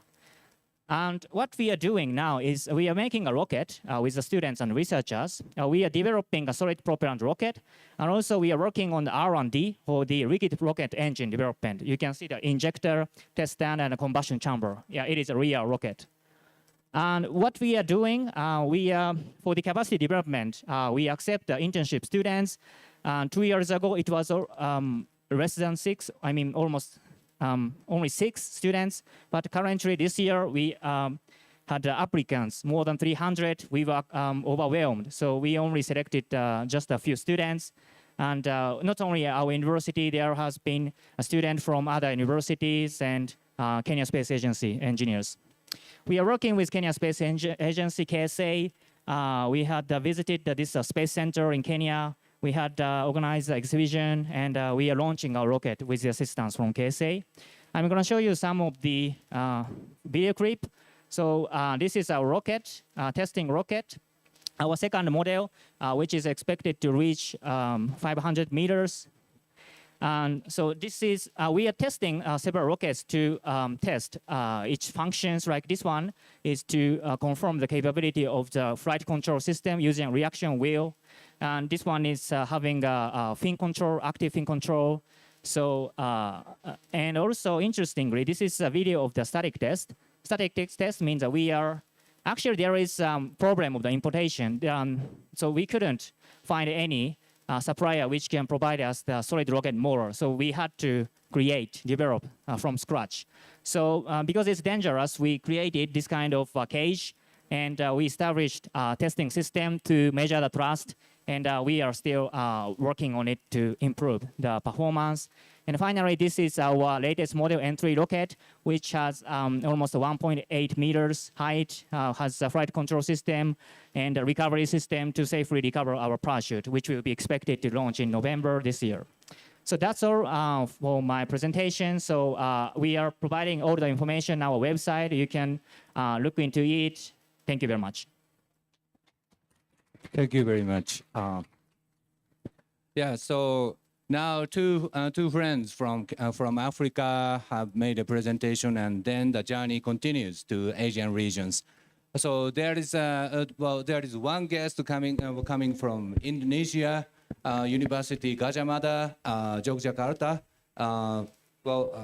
Dr. Muhammad Prasetya Kurniawan, FAB Lab Jogja, Yogyakarta, Indonesia, and he's going to speak about the strengthening open innovation for sustainability towards better community enhancement approach. So, floor is yours. Okay, can you hear my voice? Okay, good afternoon, everybody. It's a great opportunity for me to stand in here to learn more and also to share our journey in 2 years. Okay, my name is Muhammad Prasetya Kurniawan. You can call me Iwang. I am the representative of University of Gajah Mada. I am the member of FAB Lab Jogja. And today I want to share our works within 2 years after, and last year after we graduated from FAB Academy. The title is Strengthening Open Innovation for Sustainability Towards Better Community Engagement with Jogja Open Innovation for Community Enhancement, or JOICE approach. Okay, this is our concept that we supported a lot by JICA, not only for the facility infrastructure, but also how to raise our capacity, because they work a lot and work together with our university to find the great opportunity to raise our challenge in the future. The title of the project is for enhancing UIGC, University, Industry, Governments, and Community approach through promotion of open innovation. And after that, the output, the expected outcome is how to rise not only the capacity, but also how to disseminate our innovations. This is our timeline progress. We started on November 2019, and we graduated, two of us, me and Siawan San, Dr. Siawan San from FAB Academy. And next month, we will celebrate for the first anniversary of FAB Lab Jogja, because we launched last year. And when we visited Bali for Bali Fab Fest, we learned a lot for enhancing and how to create Fab Lab ecosystem. And now we try to strengthening the open innovations towards a better community engagement. This Gadjah Mada University, every year we send our report about how to disseminate the SDG program in our faculty. And this is the rank of our faculty, our university.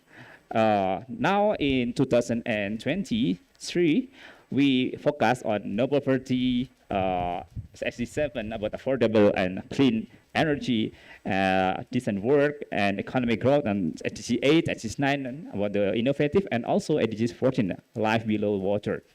And our SDGs concern in this program, in Fab Lab, we concern in how to maintain, how to rise the quality of education. The second one, how to maintain the clean water and sanitation, because now not only water, but also waste, and also the garbage, especially municipal waste, is the main problem in every part of in Java Islands.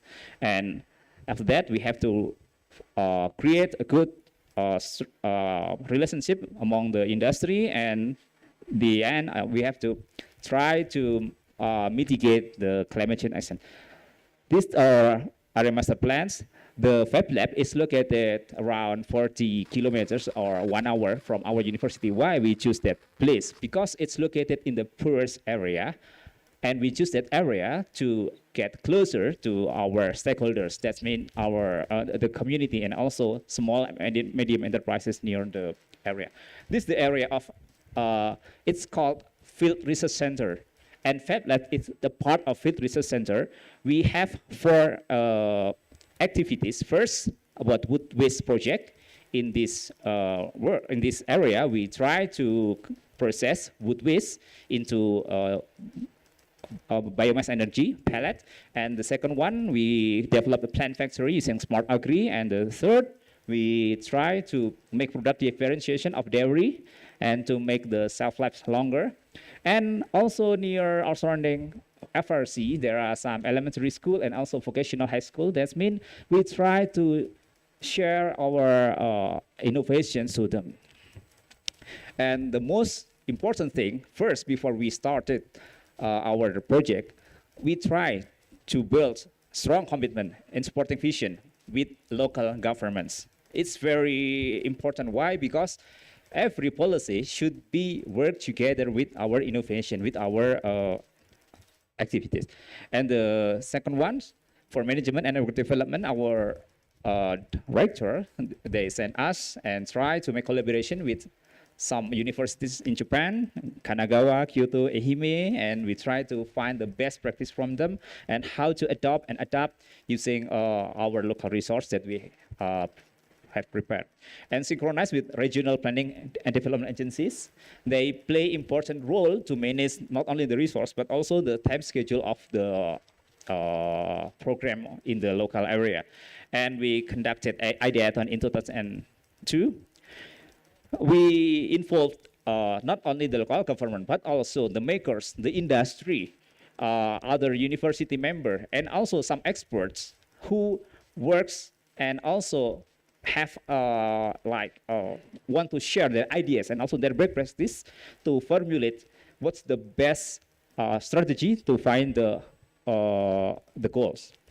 And after that, it's continue. We got a training in Japan, and we learned a lot from Kamakura and also from JICA office in Japan, and some information about waste management from KU University. As this one of our activities, prototyping wood pellet. Why? Because now green energy or non-fossil fuel energy is our concern.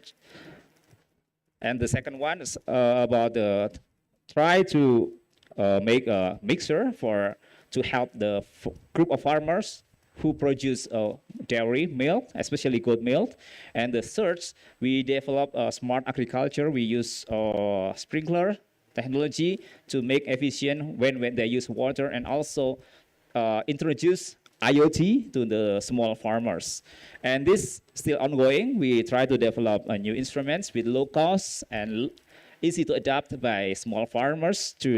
And next 2 months, we will try to train them and install this instrument in the group of farmers. And this is the conclusion of the key activities. And I want to share our additional activities. The indicators is we try to make key performance indicators. We try to find what's the most important problem in the grassroots or in community or SME. And after that, we try to formulate what's kind of problem that we have to build. And in here, we try to make the track record, and we set a target in 2023. The farmer scale smart agriculture can be works, and also digital technology intervention to the farmers using IoT can be adopted in there. This is the benefit on the impacts. We have tried to find and divide into 3 KPI. First, our students must participate in internship program, and the second one, lecturer conduct research, and the third, recreated innovation in the community. And this ongoing research that we try to use our product from our FAB Academy to help the society to find and also educate them about the water quality. And the second one is my work when I joined FAB Academy, and we try to develop the new one. It's cheaper and also less material. This is our site and our instrument that we have. And then this we also try to grow build greenhouse, and the search now is still ongoing. We elevate and we work with the school in Yogyakarta, especially junior or senior and vocational high school, to manage the waste. And we introduce new alternative about circular fashion, also waste management and cleaner production to them. And we coordinate the student activities and facilitate them as a future leader community, and encouraging them utilizing natural dyes color that we can find a lot in surrounding our area. Also use digital fabrication to help them. And then it's the end, we try to push them, not only try to make, but also how to produce and how to sell in the market. We try to make a mobile cafe, and we use waste. In our area, we have salak fruits, snake fruits. We try to use the waste, the skin, and also the seed into a cafe in the like for beverage. And after that, we try to also sell our product in a FAB distro. Okay, thank you so much for your attention to this matter. Thank you very much. You are a nice presenter, completing the presentation in exactly 10 minutes. So we have enough time to introduce 2 more speakers. They are all from Bhutan. And also the first speaker from Bhutan is actually the only JICA staff who is still having the JICA staff status. So I'm hoping that Mr. Yamada, Chief Representative of Mr. Tomoyuki Yamada, the Chief Representative of the JICA Bhutan office, is going to present to us the overview of the JICA's contribution. Okay, thank you very much. Actually, I'm not bringing any presentation in front of you. I'm sorry to say that.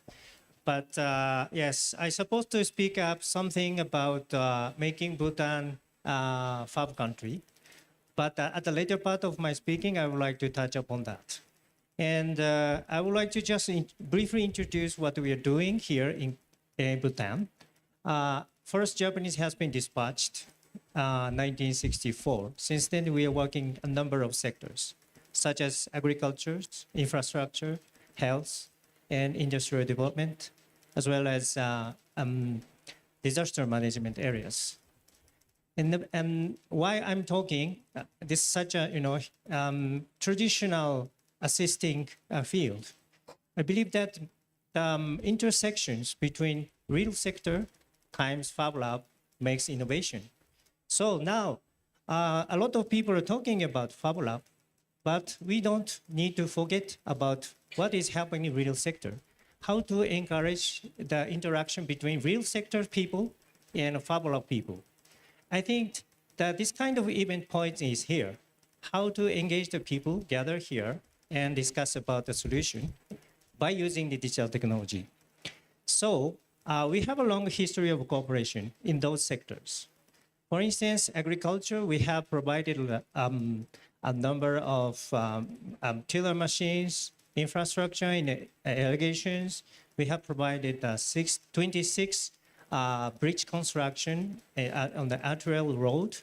In the health sector, we are going to assist to build the infectious disease control center in this country. So we have a number of projects in traditional sectors. And recently, we are doing Fab Lab establishment support together with CSD.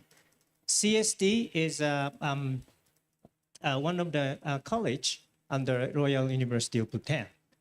And during the time, Mr. Yamada was chief representative 2 generations ago, before me.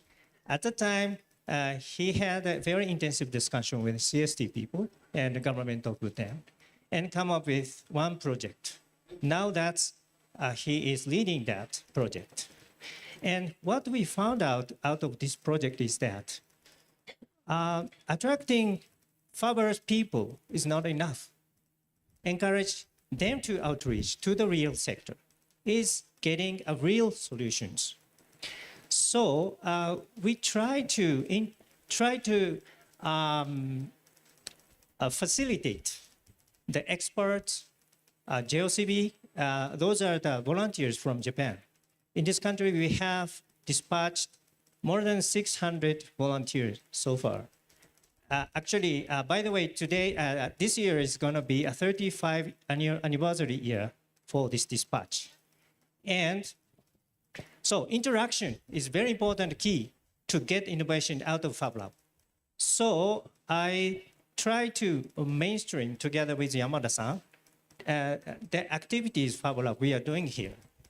So one thing is to introduce Fab Lab's activity to all of volunteers who is coming from Japan to here. So every Japanese volunteers have their own task. Some of them are attached to Ministry of Agriculture. Some of them are attached to the other department. They have their own tasks. But if they have chance to come up with their mind to utilize Fab Lab in order to solve their problem, that's going to be fantastic. So one of the example is going to be presented after me, Ms. Yamanaka-san, and the detail is going to be explained how this kind of intersection work resulting. And another thing is that I need to say that we have a lot of trainees invited to Japan. It's safe to say that we have more than 10,000 of Bhutanese have invited to Japan, including a short period of time of trainees.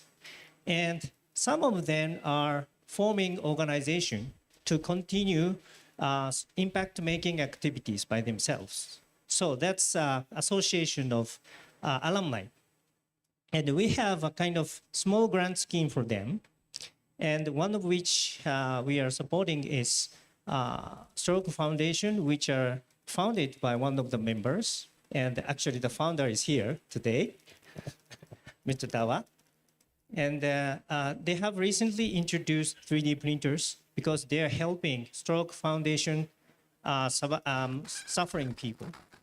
Actually, they are providing support and activities which is good for stroke patients to improve their functions of their physics.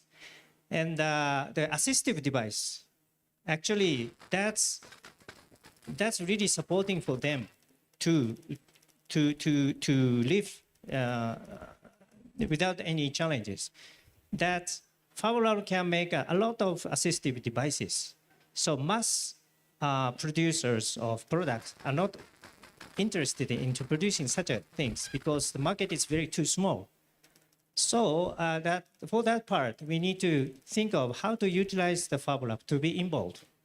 So again, here, the interaction is the key with traditional sectors and FAB Lab people. So the other countries who have been presented so far is focusing much more intensively on how to enlarge the capacity of FAB Lab itself we are collaborating with. But personally speaking, I'm looking how we, not only for that, but also how we can play a catalytic role to facilitate traditional problem-solving people with FAB Lab people. So that's one message I'm going to deliver today. And second message, I'm supposed to speak about making Bhutan a FAB country. I think everybody here today is aware of the FAB City Foundation is here. And later on, the Bhutan is going to pledge pledge it's a FAB, not city, but FAB country.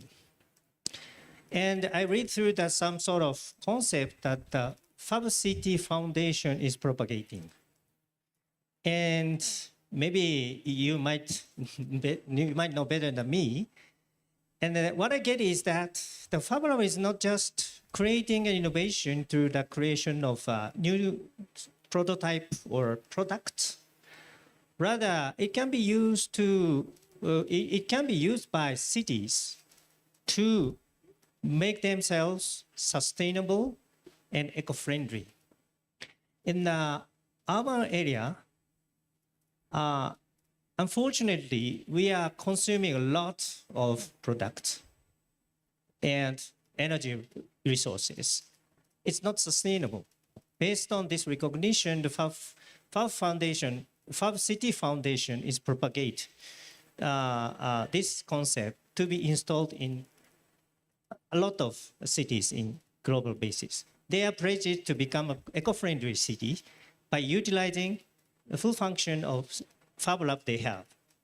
But now we need to think of what the meaning of Bhutan is becoming a FAB country rather than FAB city.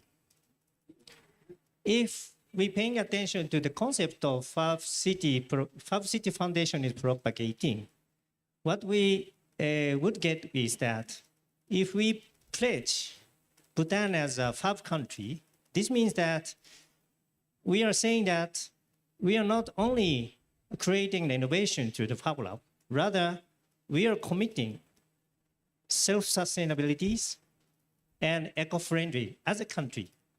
I think it is quite similar to the concept of global national happiness. So I hope that this movement is really good impact, not only inside the Bhutan, but also internationally, to pledge over, Bhutan as a FAB country. So that's what I get out of the movement of Bhutan is taking place. And yes, so I don't know how much we are aware of it, pledging the Bhutan as a FAB country, but I need to recall that what Yamada-san did at the time he was a chief representative, 2016. At the time, the first Fab Lab has been prepared by the local key persons, including some experts from Japan. One of them was Yamada-san at that time. And that there was so much energetic to create the first Fab Lab in this country, Bhutan. That was 2016. And actually, at that time, Bhutan have already registered as a FAB country in the FAB City Foundation. By knowing that, I was very astonished how first generation people were so, advanced. They were at creation of first Fab Lab. But at the same time, Bhutan have, registered at the FAB City. That's what I was very surprised out of the history of Fab Lab development in this country, Bhutan. Now, after this, I think that the Bhutan is going to pledge again to reconfirm the membership of the FAB City Foundation, which means that we are committing towards a sustainability and self-sufficient country. And plus, this is very astonishing for me because I'm paying a lot of eyes for some challenges which surround this country.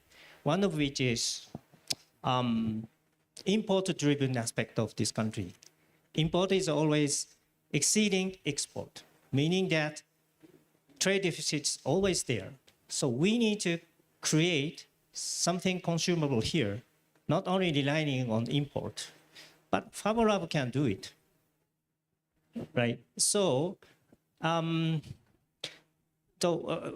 Lab have a lot of potentials. So I hope that, Bhutan, Fab Lab Bhutan as a country is going to be another new stage of development of Bhutan. Thank you very much.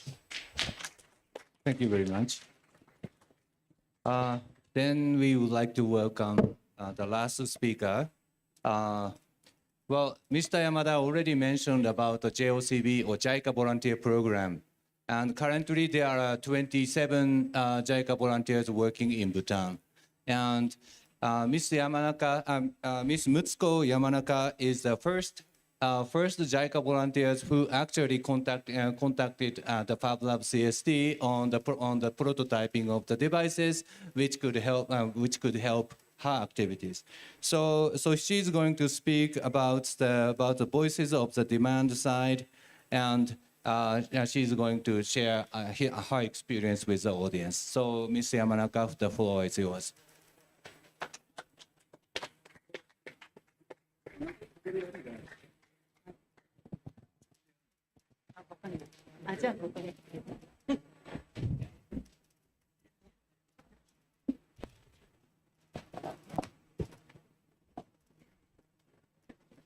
Good afternoon. My name is Mutsuko Yamanaka, and I work as a JICA volunteer at a vocational training center for youth with disabilities. Today we have our three of students with me. So as a measure to income of young people with disabilities, I teach my fellow teachers how to make handicraft. Next, challenges in activities. When developing new handicraft, the problem is obtaining parts. What would be easily available in Japan is not easily available in this country. What is needed are eyes and nose for stuffed toys, and those mostly is small lot of 50 to 100 pieces. Even if there were producer, I didn't think there are many places that would accept such a small lot. My overall experience at the JICA Bhutan office, the new volunteers were introduced to the use of the Fab Lab and were a tour of the Fab Lab. from the beginning of my activities, my boss asked me to make human doors. So I wanted to use beads for the door's eye. And I looked around to see if I could substitute beads for children's necklace or prayers beads, but nothing seemed to fit the bill.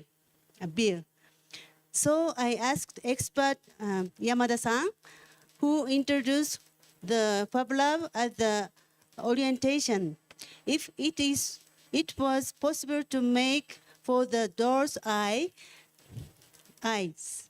After Fab Lab CST opened, Yamada-san made them for us.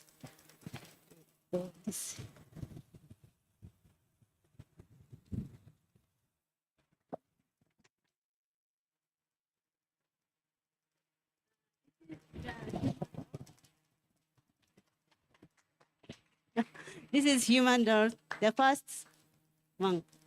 This eye is a 3D printer.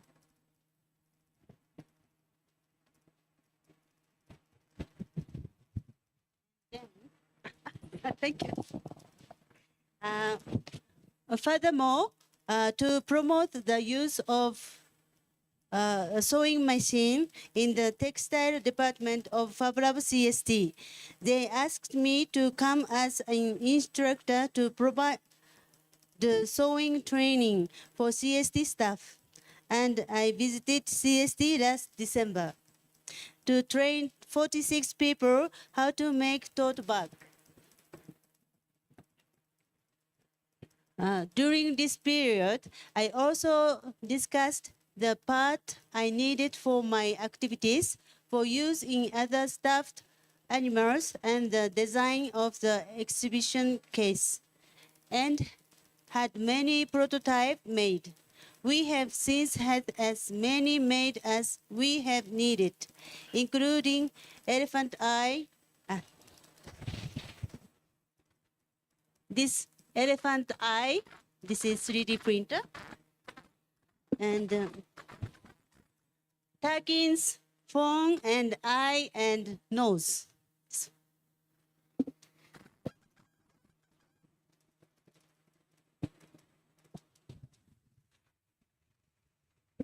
Also, a tiger and snow leopard and eye and nose. This is all 3D printer.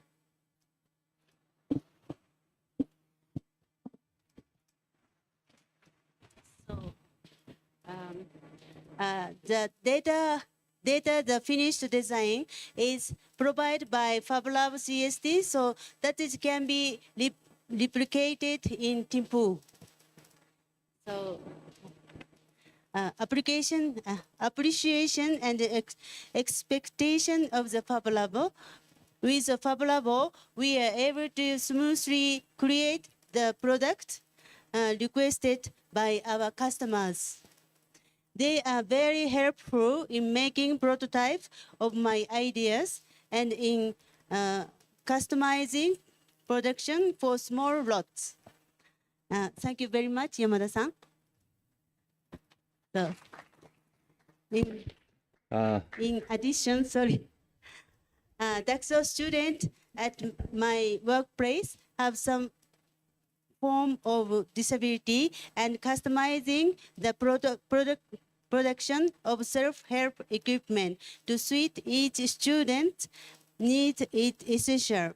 I would like to continue to bring the constitution. Can you make something like this to the neighboring Fab Lab? We would be grateful if they would respond. Thank you very much. So today also Fab Lab made our student what they need.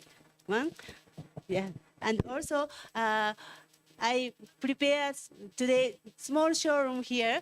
Please come to our showroom. Thank you so much. Thank you, Mr. Yamanaka. Well, just to supplement, there are some there are some stuffed dolls of the animals that she designed and produced in front of the podium. So taking advantage of the lunch break, if you are interested, please come and pick up the items and choose it as a souvenir to bring back to your home country. So. Also, this morning we invited the students from Dakso, her workplace, the three students who have the disabilities. So we hosted the hands-on workshop on designing the assistive devices for the benefit of those students. So just to summarize, so not only in terms of the financial terms, but the existence of the aid agency is still very variable, and the way that we use the ODA money is a matter. And we would like to emphasize once again that JICA has 96 country offices, and also it covers more than 150 countries.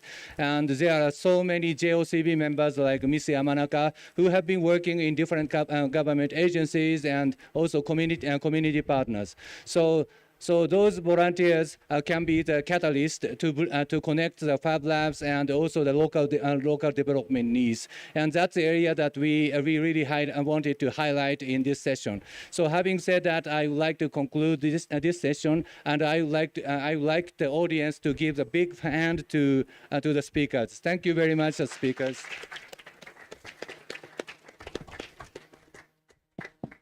So that's the end of this session, and thank you very much for your attention. Thank you, everyone. We invite you now for a 1-hour lunch, and we'll be back here at 3 for the FAB City Summit. Thank you.